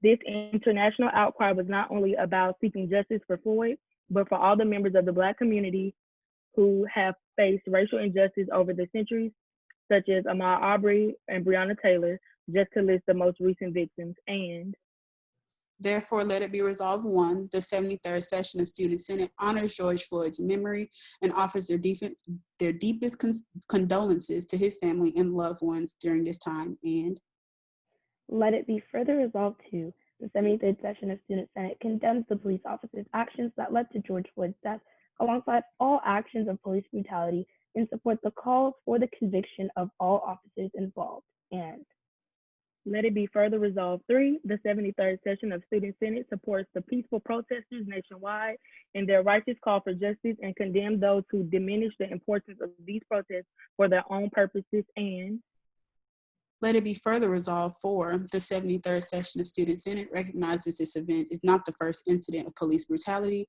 involving a former member of the Texas A&M University system. Neither is it the first time police brutality has taken the life of a Black person in America. And let it be further resolved 5, the 73rd session of Student Senate urges all students to speak out in the face of injustice in order to create a more welcoming environment for marginalized groups. And let it be further resolved 6, the 73rd session of Student Senate stands in solidarity with the Black community in Aggieland and throughout the country who have been unheard, underrepresented, and uncared for. And let it be further resolved 7, the 73rd session of Student Senate acknowledges that Black Americans, along with other minority groups, have historically not been equally supported by institutional systems in comparison to their white counterparts to this day, and supports all calls for reformation. Let it be further resolved 8, the 73rd session of Student Senate encourages all Aggies to seek out meaningful relationships with the Black community at Texas A&M University by actively engaging with Black organizations, listening to their stories, and attending their events to build a more consolidated campus. And let it be further resolved 9, the 73rd session of Student Senate calls for administration of Texas A&M University to proactively address matters of race and discrimination on this campus and hold students accountable for upholding the Aggie core values of respect, integrity, and excellence. And let it be further resolved 10, the 73rd session of Student Senate calls on Texas A&M University to further improve the Stop Hate reporting system so that students feel reassured by the university's commitment to preventing hate in the Aggie community. And let it be further resolved 11, the 73rd session of Student Senate affirms the statement that all lives cannot matter until Black lives matter. And let it be further resolved 12, a copy of this resolution be sent to the family of George Floyd, Benjamin Crump, the family's attorney, Keith Ellison, Attorney General of Minnesota, President Michael K. Young, Dr. Daniel J. Pugh, Senior Vice President of Student Affairs, Dr. Tanya Driver, Director of the Department of Multicultural Services, Dr. Robin R. Means Coleman, Vice President and Associate Provost for Diversity, the Black Student Alliance Council, African Student Association, National Association for the Advancement of Colored People, Black Leaders on Campus, Black Wall Street, Carter G. Woodson Black Awareness Committee, the National Society of Black Engineers, the National Pan-Hellenic Council, Matthew Gaines Initiative, the Black Graduate Student Association, Aggie Black Male Connection, Mosaic Flowers, Southwestern Black Student Leadership Conference, Excellence Uniting Culture, Education and Leadership, Voices of Praise, and the Battalion. And with that, we are open to questions. The presenters are open for questions. Are there any questions for our presenters at this time?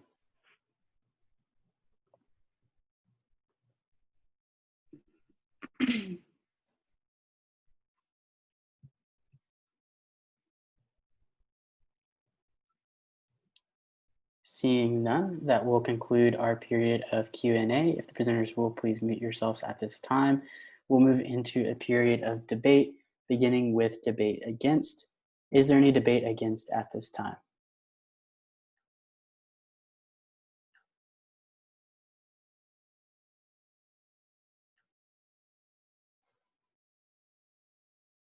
Senator Marufo? Senator Marufo, Liberal Arts Caucus. I have an amendment. Yes, go ahead. I would like to add myself and any other senators who would like to be added as sponsors to this resolution. Seeing multiple seconds, we will, by general consent, move to add Senator Marufo as well as any others interested who fill out the form on the drive as sponsors to this piece of legislation. Are there any objections?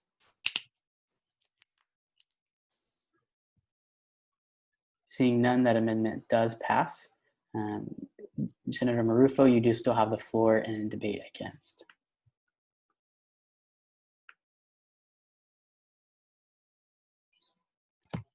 I yield my time to the floor. Right, the floor has been yielded to, and that does conclude the period of debate against. We will move into a period of debate for. Is there any debate for at this time?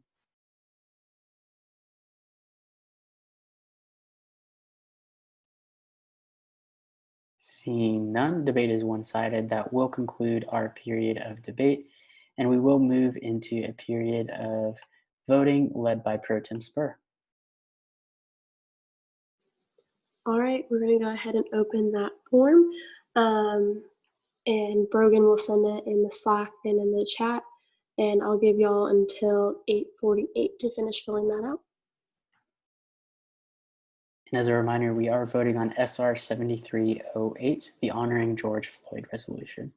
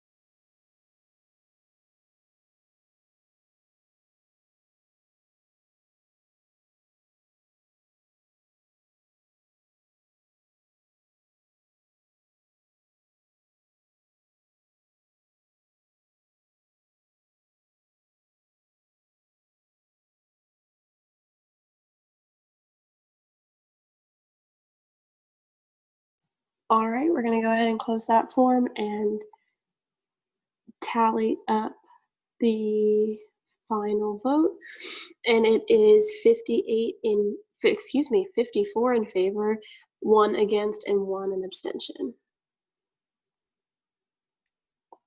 SR 7308 does indeed pass. We'll now move on to the first reading of SB 7301, the Pronoun Inclusivity Act.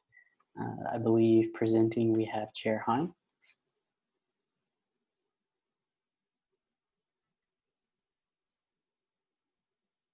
Mary,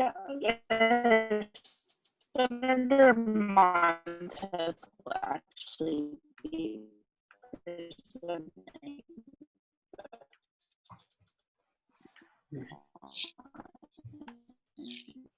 Senator Montez, are you with us? Yes, I am. So since this is just like the first reading of the act, I'm going to go ahead and summarize it real quick, and then I'll be open for questions. This Inclusivity Act is supposed to change all instances of him and her in the SGA code to they and them, respectively, and it's quite a simple act. It's just supposed to be more inclusive and bring some uniformity to the code. So if there's any questions on that, I'm open for questions. All right, are there any questions for the presenter at this time? Senator Smith?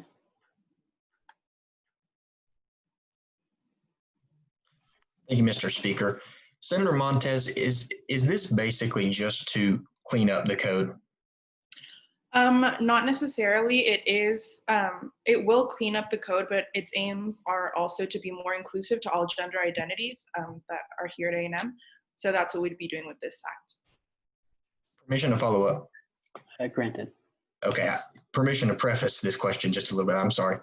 Very shortly. Okay, so I'm worried that this is going to lead into a big debate about virtues and leading to a lot of things. I'm wondering if this is something we could do separately in a future meeting soon in the future, and if we could just vote on this vote procedurally to clean up the code. Again, I don't shoot the messenger, but my question to you is, would you be interested in doing something like that and having this discussion that might bring some senators to have a lot of debate in the future? And Senator Smith, I am going to go ahead and pause you here for just a second and recognize Senator Changa Pizarro with a point of information. Senator Changa Pizarro, Off-Campus Caucus. So I just have a question. So this is just a reading. There's not any debate scheduled after it, correct? That is correct. So this is just a reading and a Q&A, and then we'll move to put this bill into a committee.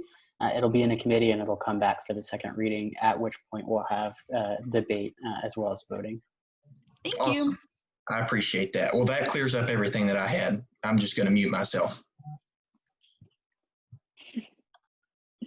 Right. Are there any other questions for the presenter at this time?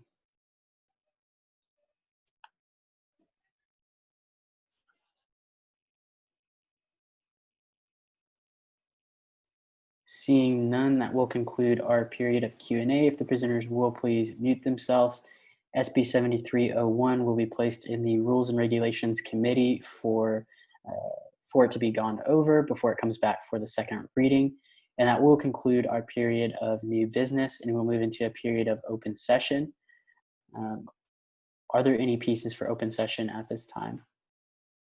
And as a reminder, if you do have a piece for open session, it needs to be placed in the drive prior to open session actually happening.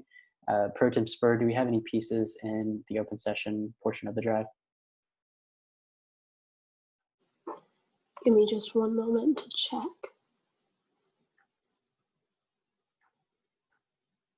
We do not. So with that, we'll close our period of open session, and we'll move into a period of committee reports, beginning with Speaker Pro Tempore Hannah Spur. Well, howdy guys, Pro Temp Spur. We accomplished a lot of great work tonight, and I would love to applaud all of y'all because we did all of our long agenda that was on 2 pages in under 2 hours. So I appreciate y'all working with us for a very seamless meeting. Once again, I would like to thank my ops committee and especially Brogan for having those links on the go ready for y'all. That takes a lot of time, and she goes through writes them out beforehand, so she has those. So big thanks to Brogan. Updates from me, like I said, on the 17th at noon, we will be hosting that meeting. The reason I spoke about it in open session was because I wanted it to be the first thing y'all heard. But it is extremely important that you format legislation correctly, because until you format that correctly, I will continue to ask you to fix it. It's a few small things that will help our process go really seamless for when we send that legislation out. I will also give an update to say that we are currently working on the Senate website. Please be patient with us. It's a very complicated system. And so it does take a little bit of time to get things up, but we are working to finish up the archives from the 72nd and to put up all the pieces that y'all have been working on for the 73rd, and those are being sent out as well. So I appreciate all of your hard work. Just please be patient with us getting things onto the website. I promise they will be there. It just may take a week or so to figure out the platform we're using. And other than that, make sure that when you are bringing in legislation for the meeting, you are you're sharing with the speaker and the pro tem email, but you're also giving the pro tem email access so that we can number your legislation and make sure that that's in the drive for the rest of the senators to see. And with that, those are really all the updates that I have. I yield my time to questions. Are there any questions for Pro Temp Spur?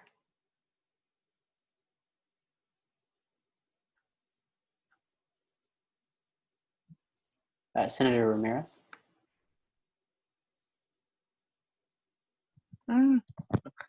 Ramirez, Colin Science. Where can I see the recording of the meetings on the Zoom? Yeah, so the recording of the meetings are going to be put up onto our YouTube and onto our website.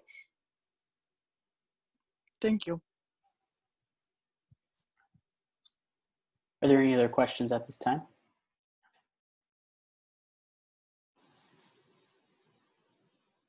Seeing none, thank you, Pro Temp Spur. Chair Hein. Chair Hein, Rules and Regulations. Howdy, guys. I think this is probably our shortest meeting we've had so far. So props to that. I'm ready to study for my test I have tomorrow. I'm sure some of you are ready to go to sleep. So I just wanted to say congrats to our 2 new subcommittee chairs, Senator Rogers and Senator Garcia.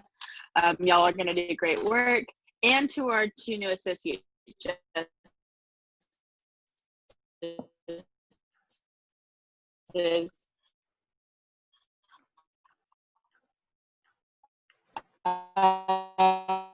To my committee, we will have a meeting next week, so please be checking the Slack for a Google form to figure out what time everyone's available, since we do have the Pronoun Inclusivity Act in our committee. Another thing I want to bring up is I know a lot of this session is filled with new senators, and so not a lot of us are familiar with the code. And as someone who's been there, done that, I want to do everything I can to help you figure that out. So if you have any questions or ideas of what I could include in a document or a guide, that's one to help you out in that area. And the last thing is, please take care of yourselves. I know it's a rough and tough time out there. It seems like the past 6 months have been at least 3 years. But please take care of yourself mentally and physically. And if there's anything I can do to help you with that, please let me know. And with that, I yield my time to questions. Are there any questions for Chair Hein?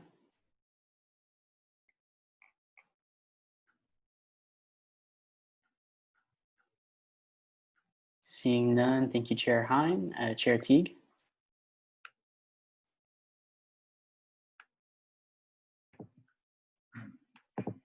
Thank you, Mr. Speaker. Chair Teague, Finance. So first of all, great job, guys. This is kind of one of our first meetings that we've really gotten into a lot of substance and a lot of, new stuff, and really stepped into the role that we have as a Senate. And I think we did a great job of dispensing of all of that in the shortest time I think we've ever done it. So great job. That's a group effort, and I'm glad that we can all be a part of that. As Finance Chair, it's a bit of a hurry up and wait game leading into the fall semester. And with that, my committee continues to work on examining where the money is going and kind of how we can best allocate these monies before we go into the hearings processes and the informationals.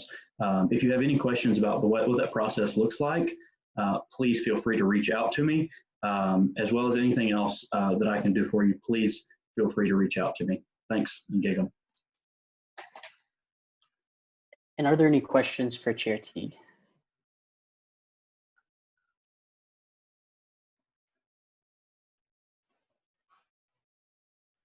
Seeing none, thank you, Chair Teague. Chair Ahmed.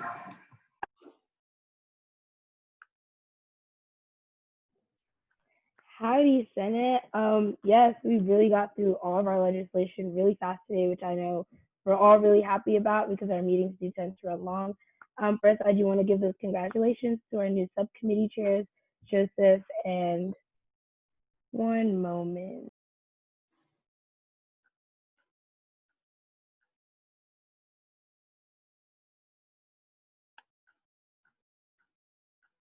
Sorry about that. I am at home, so my family likes to pop in and out. They like to cut out the internet sometimes for me, which is why, if anyone was wondering why I was gone for a while, that is why. Yeah, but big shout out to our new subcommittee chairs, Joseph and Julia. I know you guys are gonna do an amazing job. And to our new JAGs, I'm super excited to have you all. And I guess the biggest thing is I want to give the biggest shout out to my committee. They put in a lot of work into these 3 resolutions. You guys may not know this, but prior to this, I had writing sessions with my committee to help the new ones learn how to write legislation and for the new ones to kind of hone those skills and help mentor these newer senators. They literally had 4 meetings with me in 1 week. Each of those meetings was over 2 hours to really make sure that we're doing our research and perfecting these pieces of legislation. So I just want to thank the rest of you guys for, making these pieces fly through with just go through this meeting super easily, and just really just super thankful for my committee because they put in the hard work this week. And yeah, besides that, we'll probably look into having some meetings in the next 2 weeks and see what are some things we want to look into, such as future projects, such as workshops and so forth, especially regarding the current situation. But overall, thank you all. Thanks to my committee. And yeah, hope you guys have a lovely night. And yeah, thank y'all. Are there any questions for Chair Ahmed?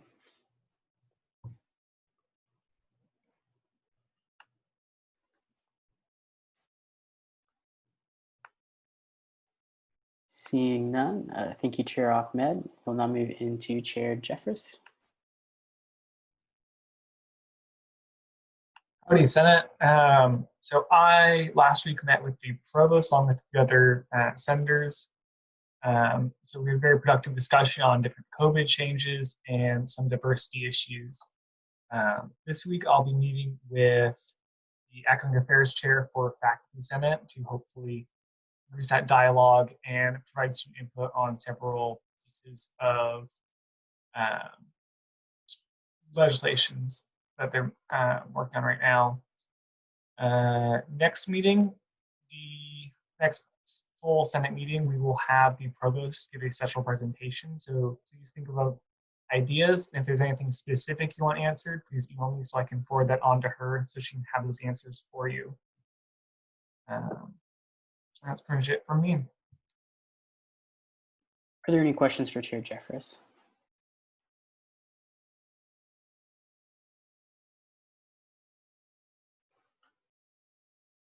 Seeing none, thank you, Chair Jeffress. Chair Feldman.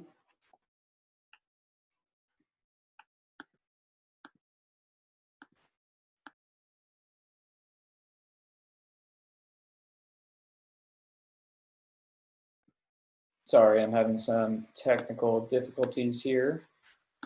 I just wanted to congratulate everyone on a really great, really well-run meeting. I'd like to congratulate both of the subcommittee chairs that have won, as well as everyone that authored all the legislation that was passed today. I think you all did such a great job. Not much on the LR side currently, just kind of waiting to reiterate what Chair Teague said for more stuff to occur in the fall. But I'd just like to say that, our job within Student Senate has given us the ability to impact a great amount of change. And, sometimes that change isn't enacted in an instant, but the best allegory to say to this would be, it's not a sprint, it's a marathon. And I think at the end of this, we have the opportunity to impact this university and its students in a really great way. And I'm really proud to be part of this body and to be a member of this. And I'd just like to say, you guys are doing an amazing job and keep up the great work. Are there any questions for Chair Feldman at this time?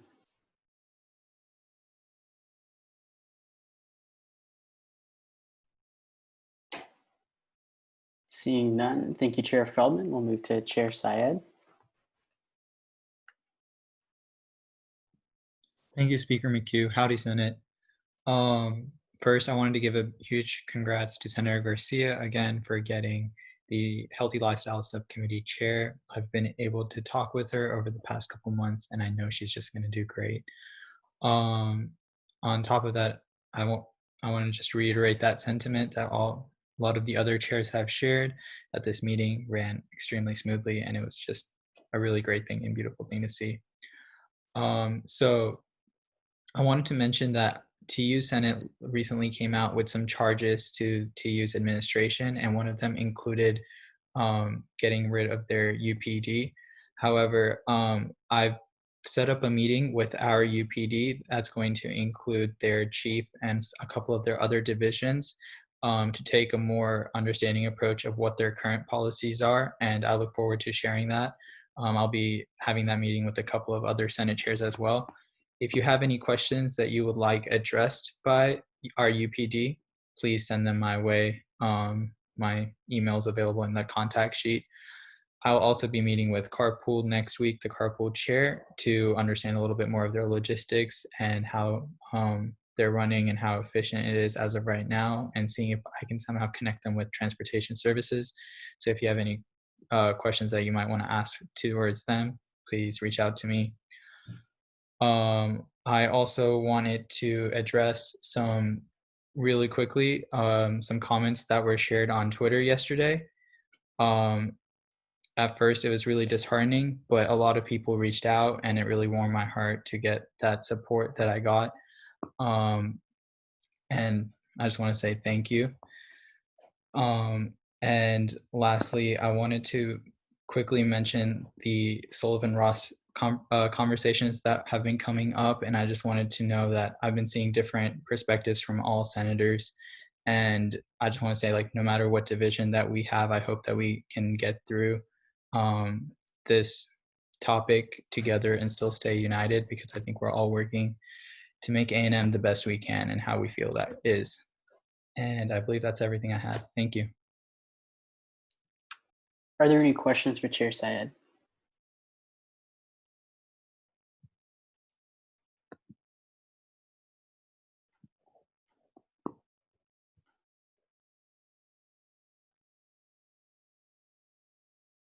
Seeing none, thank you, Chair Syed. We'll move to Chair Rodriguez.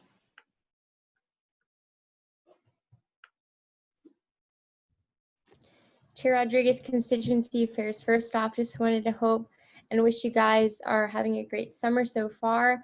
I know it's been a lot of ups and downs, and everybody's going through a lot of different things. So know that you guys are my thoughts and prayers, and that I'm always here for you guys. Going into Constituency Affairs, just a little bit about Ag Input that's going to be coming out hopefully in the next week or two. This is going to be more of a survey style, and hopefully this can be sent out to the student body. We are working on it currently right now, and it's going to touch up on a lot of different topics that are currently going on around the university. Some of them include the Black Lives Matter movement, the Soli statue, communication within SGA, COVID-19, University Police Department, and communication between other councils around the university. So this is just a couple of topics that we're hoping to touch up upon and send to the university as a whole, just to kind of get a little more constituent feedback on how students are feeling with the different situations that are going around campus, and not only on our campus, but around the globe as well. So hopefully we're able to get that out really soon. I will be having a committee meeting within the next week or so to go over this with my committee to see if they want to add anything else to the survey they were hoping to send out. And once we get these results, we will definitely disclose them to the student body and the university through Ag Input, and sending links directly to SGA, showing the constituents that we are listening to their voices, that we are advocating for what they want, and we're there for them during these difficult times. So be on the lookout for that. Hopefully the email will go out in a week or so. But other than that, if you guys ever need anything, I'm always here for you, and I yield my time to questions. Are there any questions for Chair Rodriguez?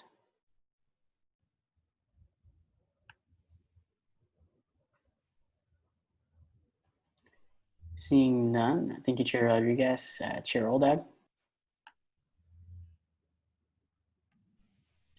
Howdy, Senate. I apologize for any background noise that you may hear. I'm in a house full of people right now. But I know all of the chairs, we probably sound like a broken record, so for the sake, I'll try to keep it short.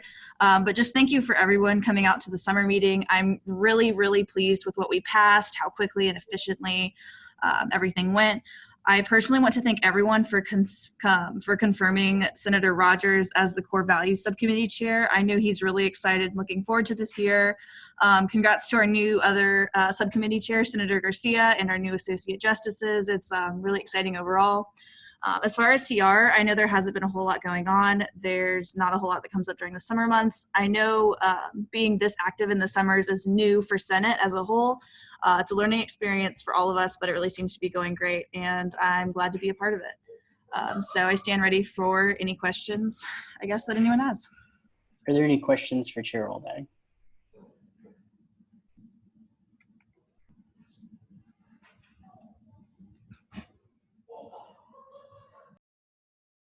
Seeing none, thank you, Chair Oldhag. And Operations Director Marbut. Well, howdy, Senate. I would just like to say congratulations to all who were confirmed tonight.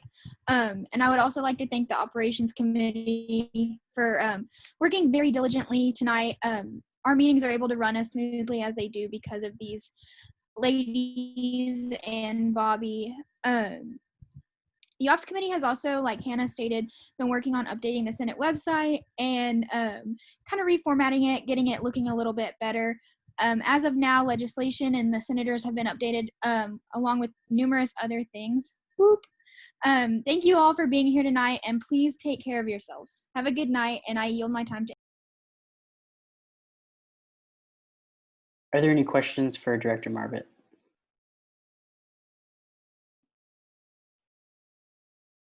Chair Syed. I thought it was great, the new website changes that you're making, especially putting all of our faces on it so that people can recognize who the senators are. So my question, I just wanted to share that I hope all the senators go check it out. So how do you feel about the website? I think that the website's coming along very greatly. It's not finished yet, so I'm really looking forward to seeing how it looks when it's finished, but thank you for that. Are there any other questions for Director Marbut?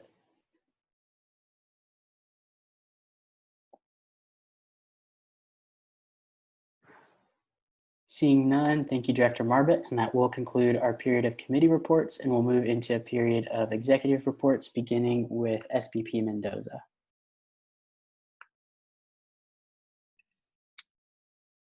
Awesome. Well, howdy, Senate. Thank you, Speaker McHugh. And first of all, congratulations, as it was already noted, to 2 of the 5 justices. Can't wait for the court, and I look forward to the service y'all will provide to SGA, as well as the university as a whole. So thank you for that. And also, it was mentioned before as well, this was a mind map that we had this past semester and this past year of what a summer Senate could look like.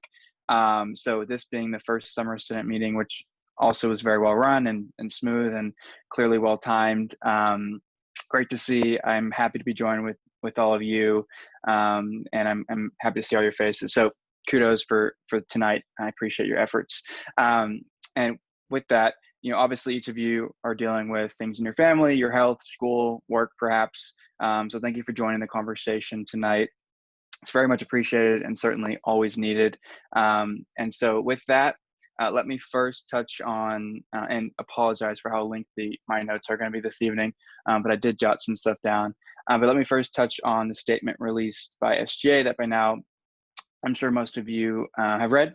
It's something that we're certainly proud of and something that we're thankful to have had collaborators on, many of whom are on the call this evening. But it's just a starting off point. So starting off point for Diversity Commissioner Lily Piper, our Diversity Commission itself, our entire executive cabinet as a whole, and above all else, this statement is going to act as an accountability piece for us to continuously look as we go forward to find solutions throughout this next year. And along that same note, I want to thank and appreciate the Internal Affairs Committee and the work they put on their statement and thoughtfulness that was put through that. And also, I was happy to see the beginning of those action items addressed this evening with the George Floyd resolution, which I was happy to see, and thank you for the work on the authors. But with that, I want to highlight some of the next steps that we're taking in the executive cabinet on our end relating to diversity, equity, inclusion, and access. These initiatives will involve both internal, external pieces, and certainly with internal, the SGA and executive cabinet. One of the things that we're continually asking ourselves is how can we lead by example? And for now, here's what we plan to start with. So SGA climate surveys. This is something that we hope would have issued throughout this next semester to help provide us data and informed on individual experiences and perceptions within SGA and of SGA. And this data and the data points will serve as a starting point for internal dialogue on DE and I within SGA itself. We also want to look at pathways to leadership. So we want to analyze and look at the groups within SGA, whether it's within executive cabinet or elsewhere, and grade them on a consistent scale. And this hopefully will move us forward to being truly representative of our campus population within student government. And the Diversity Commission also hopes to utilize this data to create recommendations for best practices relating to recruitment, as well as outreach for SGA as a whole. And with that, I keep harping on the data piece, but we want to develop partnerships and workshops, which some of which were touched on this evening, and then ongoing dialogues, which is a huge component here with different groups on campus as an accountability piece to ensure that they're going to join SGA in our efforts and we can hold each other accountable as organizations and students, including those who've signed on to our previous letters. And with that, I want to find ways to increase transparencies of these efforts and how we communicate them to you within SGA, but also with the student body itself. And so as of now, we're for sure putting them in and DE&I updates on where we are on our progress with these efforts, both in our internal as well as our external newsletters that are being worked on over the summer. We hope to have the internal one out certainly within the next month or so, and the external one certainly by the fall or within the fall semester. But we also want to utilize these to, again, engage with different populations on campus, but also to highlight the diverse student organizations we have on our campus, the student leaders that are within them, as well as things that they're trying to promote and try and amplify those voices via our platform if that's what they're interested in. And finally, within internal, we want to commit to the continued conversations and partnerships with other student leaders, certainly revolving around, again, supporting and amplifying student voices, getting those perspectives, listening more. We've already begun that, and hearing more feedback. It'll all help us continue to create the action items throughout this next year beyond just what I'm talking about now. And externally, we want to work with our campus partners more than ever before. This is, across campus, certainly within the division, certainly within the offices of the Dean of Student Life, and others as well. So this is with administrators to, raise student concerns and questions with an emphasis, again, on the data-driven advocacy part and transparency. And we want to ensure that student concerns are continuously validated and heard, and doing our part to push for potential campus-wide initiatives that SGA, I believe, can be a part of and certainly can support and offer student feedback on. These could include different pieces. Again, how do we lead by example to provide educational pieces to our student leaders to ensure that we can start from the ground up to provide a community of respect, but also working to inform students on the student conduct process. What does it look like? What does it look like to report something? It was mentioned this evening, improve the Stop Hate report system. And I think it's important to inform students, when you do that, where does it go? How is that processed? What role does it go to? And so looking to make that a more transparent piece within the systems that we have itself. And then support the push, again, that's already existing on campus. Every college across A&M does a yearly report on their DE&I efforts and their statistics.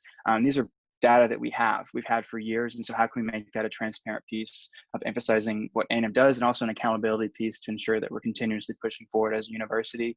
And part of that is the piece that is not just like within SGA, but also across the university of how can we support the push to ensure that faculty and staff look more like the students they serve. And that's something that certainly SGA wants to get behind and support the university in those efforts in their hiring pushes. But beyond this, obviously want to further develop the ideas that we have had, and I've talked to our diversity commissioner, on an educational campaign. Don't know what this will look like, but a number of student leaders have also reached out about this because we're all learning. We're certainly all working to understand together, as we go through this, and we want to explore the opportunity of doing this, together on a larger scale to kind of solidify the fact that this is beyond all else a learning experience that we can improve upon and make sure our campus experience is improved upon. And while these items obviously are vital within SGA, they're vital for the progress within SGA. It was mentioned as well this evening, and I'm sure it's another item on your minds, is the statue of Sol Ross. And so I have continued to hear from countless students on this issue. And while truthfully, I don't know what the solution could look like yet, the perspectives that students are sharing are valid. That's important to note. There's, a larger, longer conversation that, will not be decided on tonight or ultimately by me, but at the very least, we can commit to this conversation and work to share all of your perspectives. And again, while we don't know what it could look like, I've been speaking with your speaker, who I'm sure we'll touch on stuff this evening as well, about, how can we conduct constructive dialogues? And that's something we can certainly commit to. And I know that the two of us are committed to doing that, and something that we're going to touch on and hopefully figure out how can we facilitate that. And a lot of that will have to do with voices in this room. A lot of that will have to do with SGA itself. And as we do this and as we have this conversation, I hope we can simultaneously, work on the action items above. I hope we can also focus on what we can do in the now, which is the pieces that I touched on that I really am going to be working closely with the diversity commissioner on and diversity commission. So, but beyond that, by now I'm sure you've also seen the upcoming plans for the fall semester. And as we, digest them, which have come out just about a few weeks ago, and wait for more solid guidance, I want to hit on a few items that I think will be clarified within the coming week or so. So certainly it was something to see, 8 to 8, Monday through Saturday. And, student schedules, I want to emphasize, will remain flexible to them just as they always have been. If you choose not to want an 8 p.m. course or choose not to want a Saturday afternoon course or Saturday morning course, that is still up to you, your prerogative. So I want to emphasize that flexibility, the reasoning behind the increased hours as well as days of the week was solely to be able to maximize in-person student touch points so that the maximum number of students that should want to come back can come back safely, can go and maybe have that one class a week at least, and can try and have the same on campus, but also just college experience in general, so we can maximize both the first year and last year experience. Also, campus will be open. However, finals will be online after Thanksgiving.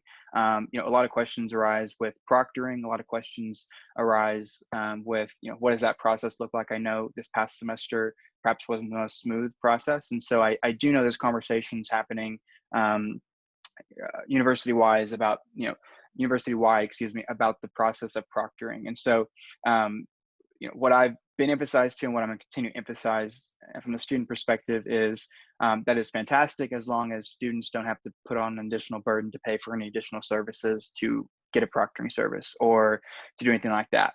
And so that's the more information that we hope to have. And then obviously, school is beginning 3 days earlier. It's beginning on August 19th. And I know for a lot of students that was the shock to see, and I can understand why. It impacts a lot. It could impact, recruitment for organizations, for yourself or for others around you, can impact moving in, your job perhaps. So really, we don't know how much that will truly impact, but I want to hear from you on it, please.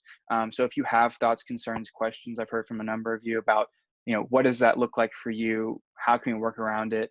What can we come up with as solutions to that? Please reach out. By no means is this, skeleton released for the fall solidified. It is just that, a skeleton, and a lot has to be done underneath between now and August 19th. So please reach out on that. And finally, get your masks ready. Of course, it was announced that, recommended to bring 3 masks to campus. I have my box somewhere right there. I wear them wherever I go out. And I truthfully do want to say that, it is important. It's a public, safety thing for our students on campus. Want to ensure we can stay on campus, take care of the most vulnerable, whether it's whether it's your family, or whether it's those that live with you or the ones that are next to you. I was just talking with our advisors, and there's an incredible spike happening in College Station right now across the state. And we need to make sure we're taking care of ourselves as well. So obviously that'll be more to come, certainly in the fall. But beyond that as well, my team and executive cabinet remains committed to preparing for the fall semester and hopefully full speed ahead to try and ensure that the student experience is as intact as possible for all the classes, but especially the incoming freshman class. And so, cabinet, top staff, our teams are meeting regularly. I know Senate is, and Pro Tem Spur joined us in our executive cabinet meeting yesterday. And so they're all working very hard. We appreciate that. And so continue to come at us with ideas, thoughts, concerns, questions. By all means, usually this summer is kind of a lull for the entirety of student government. Certainly not on our end, certainly not, as you can see by this meeting, for Senate either. So continue to come at us with pieces we can work on throughout the summer. The speaker and I met with faculty speaker this afternoon, discussed a few items, including, continuing personal excuse letters carrying over to the fall. I know Chair Jeffress and I chatted about that before, and other things like that. Proctoring was another piece, and really just how can we work with the faculty senate closely. We saw, I think, more than we could ever could have imagined, that the relationships we had with faculty senate last semester and the ability for that to really impact the extension of pass-fail was crucial. And so I know Zach's building that relationship. I am as well, members of IAR, members of our team. So if you have questions about that, whether it's syllabus, things like that, how can we make it a smoother process, please bring that to either Zach or myself. And then, finally in closing, as we, work through the items that, I've gone over, but also, many more that will come up. We recognize that conversation about the fall, about any other piece, are difficult conversations, that they're necessary and certainly welcomed. So again, I want to thank you for your consistent efforts in helping lead these discussions truly. Please take care of yourselves. Please take care of each other in the meantime. And I am open for questions. Thank you. Well, thank you, SVP Mendoza. He does stand open for questions, and I would like to recognize Senator Wood.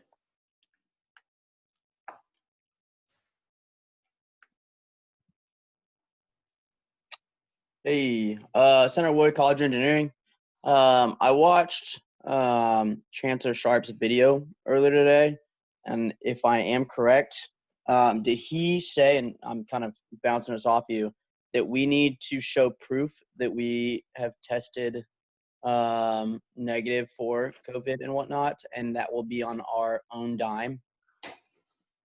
So I didn't watch that video specifically, Aaron. I read the Spark notes, but I don't believe that I've heard that at all. I will double check on that now that you're mentioning it, and respond to you, but also send it to Zach. That's the first that I've ever heard of that. The one piece I know about that is that there is, relating to COVID testing specifically, there's certain pieces mandatory for athletes, for example, for other people that are coming sooner. And then there is also self-reporting that's quote unquote required. That was the same way it was in the spring semester. But no, I have not heard that piece. It's possible because that was a system-wide video, but I will double check with that. It's the first time hearing of it. Okay, thanks. Yeah, I knew it was just today, so I wasn't sure if he had kind of bounced that off you at all. But yeah, cool, thanks. Yep, I'll send a message to you, Aaron, again, and Zach as well, once I double check. Okay, thanks. Fantastic. Pro Tem Spur. Howdy, Pro Tem Spur. I have kind of a question. You were talking about some of those difficult conversations to have. And my question is, I know that we're going into this 8 to 8 day schedule and Saturdays, but if we're doing that for classes, why are we still talking about having normal Aggie football games and normal tailgating? I just don't understand the disconnect between, like, we're doing like really well for classes with social distancing, but we're still going to pack a stadium full of people on Saturdays. Yeah, no, it's a good question, and it's one that I have brought up before, because I think at the very least it's a problem of perception of, if we're telling students, right? Yeah, Aaron, because football. I agree, Aaron. But no, at the very least, it's we're telling students we're doing this because of X, Y, and Z. Wear your mask, socially distance, class gaps are larger because of these reasons, and less people in the classroom. And then you have the other thing about the football games. So I understand that. I don't have the full answer yet, but what I know is that they're completely separate conversations. So the schedule that was built for the fall was an academic lens. And I can tell you that because football was not solidified, it was truly just what are academic priorities? How can we maximize that given what the university knows and what the parameters are for that? Now, the conversation now with athletics is completely separate of, they could care less of classes on Saturday, but, how can we, given the guidance that we have, I think now is at 50% for stadium capacity, do that in a way. And the truth of the matter is that, they're a different entity. And so I don't have the question completely for you yet, but the blunt answer is that they're different conversations. And the fall schedule was solely made on academic lenses. But it's a good question. It's one that I'm going to continue to bring up as well, because I want students holistically to understand kind of why and what's the why behind the entire fall semester. So I wish I had a better answer, but that's what I got so far. Permission to briefly follow up? Briefly. It's more of a statement than a question, but I know you talked about them being two different entities, and I completely agree and understand that. But when we're talking about students, it becomes the same issue. Yeah, no, it's the same issue. I fully agree. I'm just saying the decision makers are weighing different factors. And the academic lens weighed, different priority, a priority checklist. And so you're right. It's exactly the same thing, which is why it's a item that's going to continue to come up, is that it's the overarching theme is student health and safety. And, so I agree. Senator Trosclair.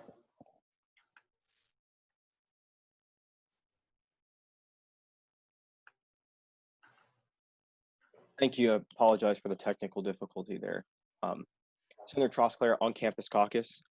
President Mendoza, the guidelines outlined for the fall deal primarily with masks, and we're talked about we're required to wear those. Now, earlier this year, we had a lot of questions about the vaping ban and how that would be enforced. Is that how the mask policy is going to be enforced? Because I don't foresee the president of the university or an administrator going and getting a security guard because someone's not wearing a mask. So how is that going to be enforced if O'Rourke, the mischievous ag, decides not to wear his mask in class?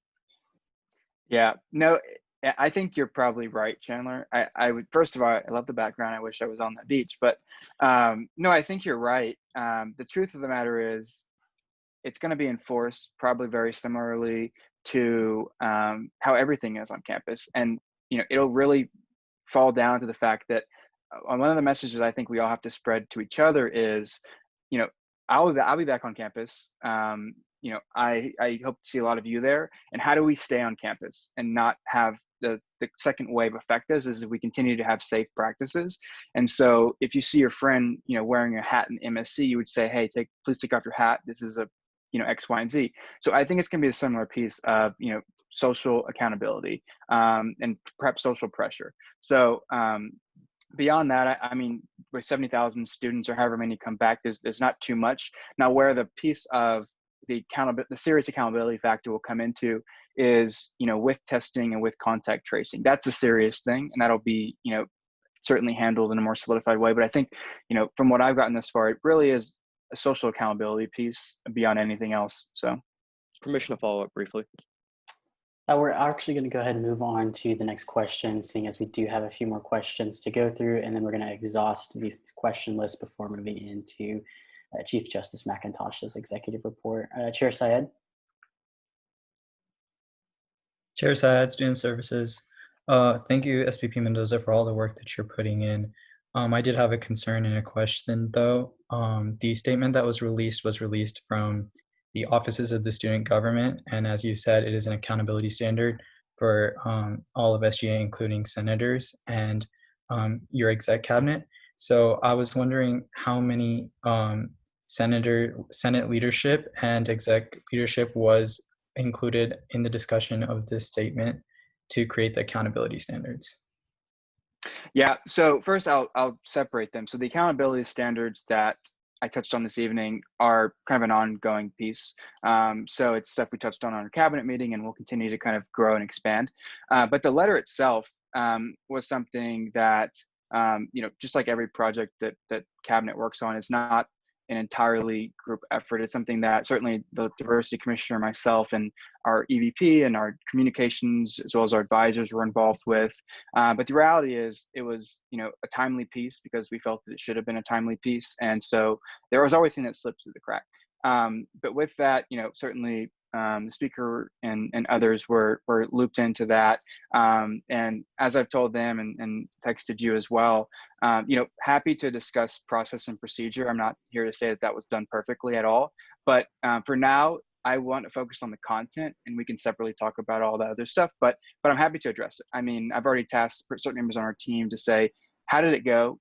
This is a quick turnaround, but we should have had certain things ready and to go, and we just didn't. And that's the reality of the situation. But, given it that we just begun our terms, I think that there are things we can improve upon to hopefully have ready for the next time. But yeah, thank you. Sure. Senator Lucas. Senator Lucas, College of Education. My question for SVP Mendoza is, I think I have two. If I have time for both, I'll ask the first one, but I think will be a shorter response. If one of our in-person classes gets changed to online, is the student going to be responsible for paying the distance education fee? As of now, no, to my understanding. So the distance education fee wasn't applied in the spring, summer, and I don't believe it's being applied in the fall. That's a piece that I feel strongly about. I'll let you know if it changes, but no. Okay. May I ask a second question? Since the first one is short, I'll allow it. Okay. And my second question is, do you happen to know if our schedule gets changed in a way where we can no longer attend that class on a regular basis, how will that affect us? Is there anything we can do to say, hey, I really need this class to be at this time because I put it at this time for a reason? So the reality is, because of the significant change in the schedule, a majority of the classes are going to change. And that's really a problem, right? Because students pick things based on jobs, they pick it on availability, all those things. And so as of now, the intention is to have it still be a student choice. And so basically you will get to choose. So I don't think that a majority of your classes, if any, will just be plucked for you, if that makes sense. Now the dates for that aren't out yet. They were hoped to be out last week, and they just haven't been able to do it yet. So I'm working with the office's registrar to figure out what that is. Once we get the dates, I'll share those with yourself and Senate. But hopefully, and what I've been told thus far is that won't happen because you'll have the ability to choose. Okay, thank you. Sure. And Senator Merritt. To follow up on the last question about the 8 to 8 over 6 days, we re-clarify, it's not going to be a re-registration per se. It's going to be more of a, you choose if you need to change this class or move this class because of conflicting issues such as jobs or other activities. So to be truthfully honest, it's not fully solidified yet. I don't want to tell you something that's false. As of now, it could be any combination of the such.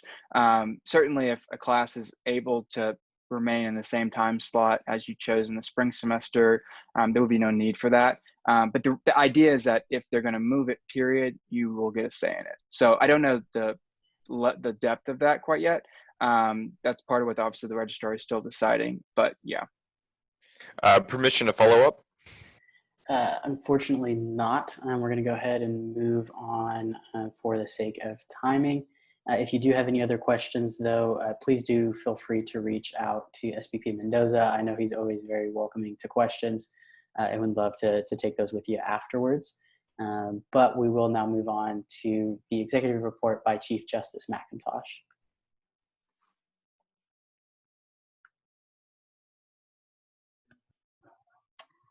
All right, well, howdy, Senate. So congratulations to everyone confirmed tonight, and a big thank you to everyone who made this summer meeting possible. Again, I know these additional meetings take a great deal of time for everyone and a great deal of time behind the scenes to make it work and make it happen. So I will keep this nice and short and sweet, and also because I don't have as much information as Eric. So firstly, I'd like to start by saying that I think Chair Feldman stated beautifully the impact that student government can have on bettering our university during this time. And I commend everyone's commitment here to their university and to try to make Aggieland a better place during these times. On another note, I'm very excited to have gotten our 2 new justices tonight.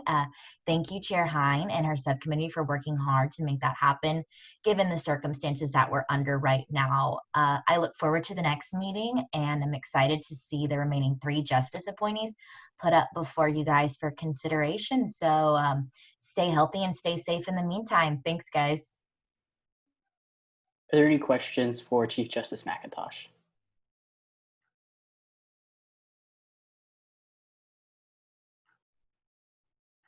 Seeing none, thank you, Chief Justice McIntosh. We'll now move into the final executive report, my executive report, and I will hand over the chairship to Pro Tem Spur as I come and speak here. But okay, guys, I am extremely excited with how this meeting went. Very grateful for everyone who put in a ton of work to make sure that it would flow smoothly, as well as that we can get through a lot of work. And so I want to thank you all for showing up here. I know summer meetings, as everyone has been saying, are extremely hard to show up for. I know there are a lot of commitments in summer, and Senate is not something that we typically have in the summer. But I do want to say having this new edition has allowed us to do some incredible things.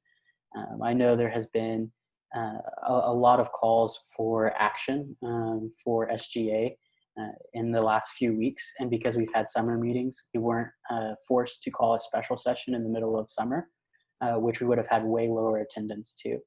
So I want to point out that these summer meetings are very beneficial.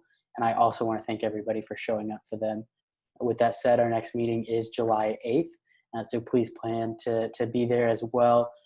We do only have those 2 meetings this summer, this one and that one.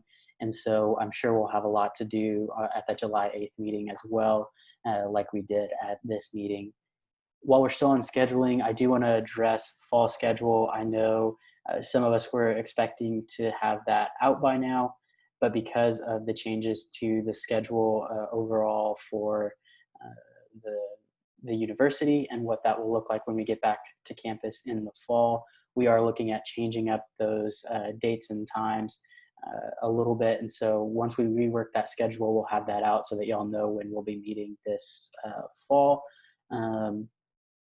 With that being said, we want to make sure that we're accommodating to everyone and are able to get everyone into a physical room, or as many people as possible, as many senators as possible. And so we're looking for a room that will allow us to have a capacity that fits our need. I know Coldest 144 is a room that we're all longing for and longing to get back to after so long in exile.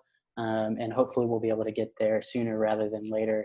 But just in case, we are looking at alternative rooms across campus for our Senate meetings that will be happening this fall.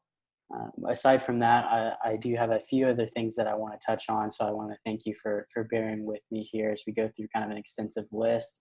I'm not going to touch on some of the things that SVP Mendoza already covered, so that we're not redundant. We can get you guys out of here ASAP. One of the things that I wanted to talk about is specifically media engagement from Senate. One of the things that I wanted to clarify is how to effectively go about media. What we want to do as a Senate body is obviously support and represent the people who have elected us, the student body. And so in order to make that efficient and effective, we have to make sure that information we're sharing and putting out there is also efficient and effective. And I want to preface what I'm about to say by saying, by no means do we want to say you cannot talk to media, because that is not true.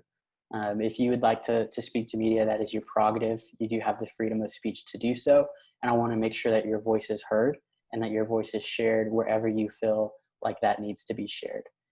So at any point, any senator can go and talk to the media. However, when it comes to speaking to the media, since the way Senate works is that we pass resolutions and we pass legislation to speak on behalf of the student body and to speak on behalf of the Senate, when you're speaking to media, an individual senator cannot say things on behalf of Senate.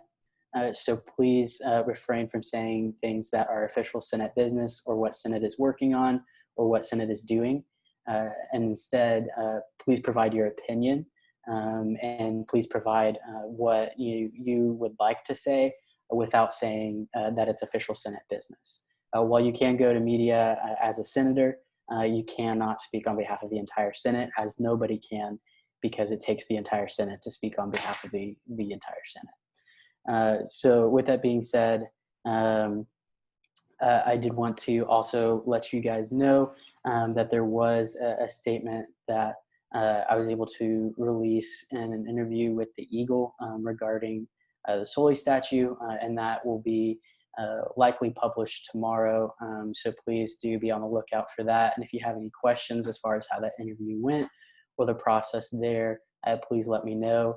The basic gist was that it was, we haven't done anything officially as a Senate body until something is voted on. And so I wanted to make that clear, but to also make it clear that it is in the back of our minds, and is in the minds of people as I know it is. So that's with the media. That's what I'll talk about there. I do want to go a little bit more into the Soli statue and what's being done there. I know there are a lot of opinions on that statue. I know there are things that go both ways on that statue as far as what people believe. And as the Senate, I do believe it's our duty to make sure that we are holding up the student voice and making sure that all students are heard. So one of the steps we wanted to take, and in doing so, I wanted to make sure before we take any steps that we went through the proper channels in order to make sure that what we were able to do was respected by administration and was respected by the powers that be. So one of the steps that we're going to be taking is that IA is going to be putting out a survey that will go out tomorrow morning. That survey, we did our very best to remove any potential bias from the survey, but we listed potential options for what could happen to the statue. And then we allowed respondents to say how likely they are to support the different options for the statue that we can pursue. That way we can be informed when we write any pieces of legislation or go into any conversations with administration as far as the future of the statute and as far as that goes. That survey will be sent out via bulk mail tomorrow morning. It will stay open and on Senate social medias as well as SGA social medias until June 30th. At that point, we'll close that survey and we'll compile a report as the Internal Affairs Committee. After we have that report, we'll present that report to the General Senate body on our July 8th meeting. So please do be sure to be here for that. If that's something that you'd like to hear, we'll also share that report via the Slack so that all of you can have a copy as well. And based on our findings from that report, we'll be able to go into conversations with administration effectively. What I will say is many members in administration, like ourselves here in SGA, are powerless to decide any actual change or make that actual decision. And there are a lot of higher ups who have to be consulted with that. So it is going to be a long process before any official thing does come from the administration to say this is what we're doing or this is what we're not doing. So please bear with us and be patient as we go through that. Feel free to continue to talk to any of your chairs as we will keep you as informed as possible as we go throughout that process, but know that those conversations are happening and that those conversations are being consistent, and we're working diligently to make sure that we can collect that student opinion. With that, we have met with a lot of members of administration. There are multiple members on IA who have continued to meet with administration. We've had meetings with administration with multiple members of IA, and I know administration is also meeting with other students as well. And so administration is very keen on having this conversation. It will just take a little bit of time to see movement or to see anything come from that. So please do be patient and know that something is happening, even if it is a longer process. With that being said, I do want to also highlight, I know there are multiple marches happening in regards to the Soli statue this week, and I want to make sure that every person who is able to attend those marches is able to stay safe. And I want to make sure that if any of you are there, that you are also safe. As the speaker, my number one concern is your safety on campus. And so please be safe if you're able to attend those. Make sure that you follow social distancing, wear your mask, but go out and make your voice heard. So that's what I'll say with regards to that. The next thing I do want to touch on is respect within this room. I know when I ran for speaker and you all asked questions and elected me, one of the things that I told you I would do was hold us all to a high standard of respect. That standard of respect is on the floor, and that's something that I saw went very well today throughout this meeting, as everyone was very respectful. And so I want to commend everyone to that. I want us to continue to consider having one-on-ones with people who we disagree with, and continue to consider meeting with people who we disagree with, because the goal in all of these conversations is to have effective dialogue that is able to move the conversation forward. If people disagree with somebody else, the most beneficial first step to have is first to have a conversation with them. And so I just did want to touch on that and make that clear that we won't tolerate disrespect here on the Senate floor if it ever does arise. And we also would ask that you keep that as well in your relations with other senators. With that being said, something that I do want to highlight, as Chair Syed mentioned earlier, was the fact that there is still hate that is alive and well on campus. And I want to, one, say, Chair Syed, we stand with you. We stand behind you. We are here for you. And we completely stand against those who would bring hate against you simply because of the color of your skin. So I want to make that very clear, and I want to make that also clear that that extends to every person in this Senate body. We are here for you, and we are here to support you. And if you have faced any instances of hate and racism, as I know many of you have, please feel comfortable coming to members of IA and sharing that, and coming to the correct members of staff and faculty to share your experiences and to make sure that these things don't continue, because it's not something that we're going to allow on A&M's campus. So that's something I wanted to say. I also did want to address the fact that we were able to put out a statement from Senate leadership regarding the death of George Floyd. And I want to thank everyone who worked on that piece as well, specifically Senator Miles, Senator Bradley, Chair Ahmed, and many countless others who were very instrumental in making that piece go out and making that piece worded well. And so with all of that, I want to say we have a lot of work left to do. There's a lot more to do.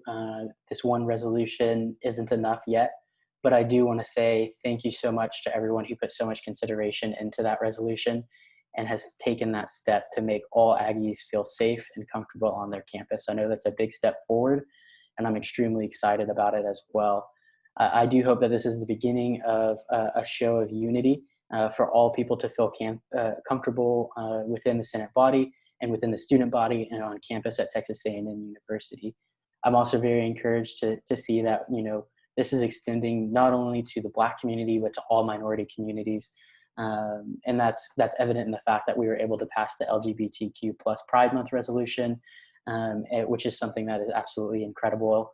And we also do have an act coming up for the pronoun inclusivity piece within the code to make sure that people feel comfortable and safe within their student government. So thank you all for that. Like I said, we do have more work to do. We're working on a lot of things. As we released in the statement, I'm coordinating with the diversity chair, Chair Ahmed, as well as the contingency affairs chair, Chair Rodriguez, to create workshops for SGA, specifically to target and teach about racial injustice and to hopefully provide some good dialogue and direction there so that we can continue to move forward. We're also looking to do the somewhat similar stuff with regards to the Soli statute conversations and make sure we can cultivate those well. We're working with exec as well as the VPSA and Dr. Pugh to try to make those as good as possible and as beneficial as possible. And so there's more to come on that. Please do rest assured as we move forward. Then the kind of wrapping up here, the last thing I want to say is that as speaker, I'm here to be a resource to you, and your chairs are also to be a resource to you. And we're here to make sure that you feel involved in Senate. If you are feeling uninvolved in Senate, if you're feeling like you're having a hard time getting involved in Senate, please do reach out to us so that we can involve you in these conversations and we can involve you in the writing of these pieces of legislation, and we can involve you in ways that you may feel left out already. I know there are certain conversations that are very frustrating when they have to start at a higher up level and then kind of trickle down. But we do want to include you all as well as we can, and include you all, make sure that you know your voice is heard and that your voice is listened to. So if you ever have any questions about that, please do feel free to reach out. My office hours will still be happening throughout the rest of summer, and I'm still working to get those one-on-ones with all of you throughout the summer as well. So hopefully we can all have a conversation before we come back in August. I do know that is a lot. It's only scratching the surface. There's more to cover, but anything that was pressing was either covered by what I said or by what SPP Mendoza said or by what a chair said. And so I won't be redundant or repeat anything. But with that, Pro Tem Spur, I'm open for questions. All right, Speaker McHugh has yielded his time to questions. Do I see any questions for Speaker McHugh? Chair Syed.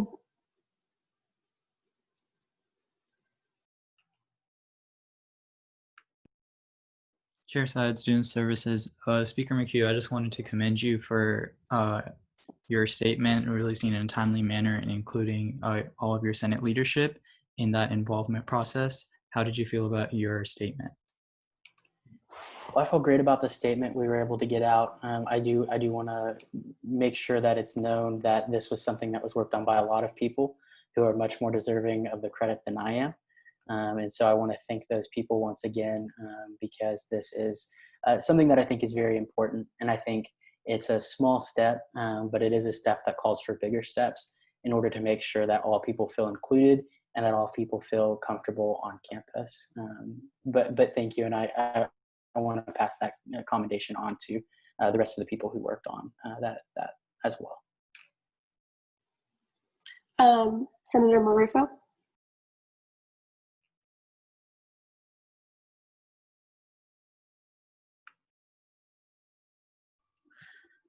Senator Marufo, Liberal Arts Caucus. This isn't really a question directed towards you, Mr. Speaker, but it was kind of just in general to all like the reports that or the feedback that we've gotten from the chairs and whatnot. Like you said, like navigating these difficult conversations is gonna be happening in the future. Like that's what we're gonna have to do.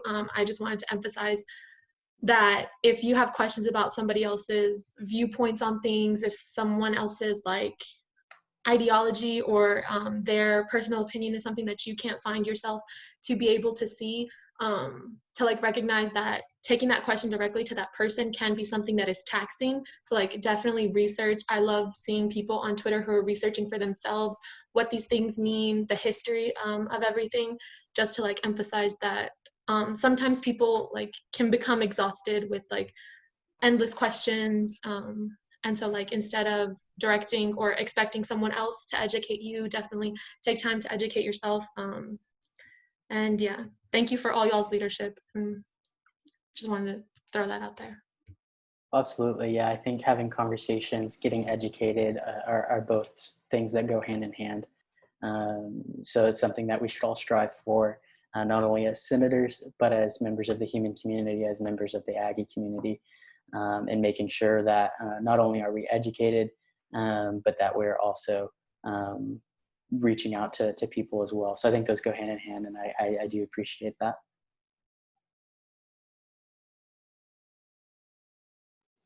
Do I see any other questions for Speaker McHugh? All right, seeing no more questions, we will now enter, well, I'm going to give it back to Speaker McHugh. Thank you, Pro Tem Spur. With that, we'll enter a closing roll call led by Pro Tem Spur. Howdy, y'all. The closing while we're done. The closing roll call form will go into the chat there and the Slack. It's also in the Drive. Please go ahead and fill that out before 10:10. That's in 10 minutes from now. Please do note, like, these do timestamps. Sometimes people will be like, I'm so sorry, like I couldn't get my Wi-Fi. That's fine. Shoot me a text. If you missed opening roll call, please fill out that absence excusal form so that we can, as an IA, vote on that absence for you. But with that, I think we will go ahead and end the meeting. Yep, absolutely. With that, as soon as you finish filling out that closing roll call form, feel free to go ahead and hop off. Thank you all for coming today, and we'll see you next time.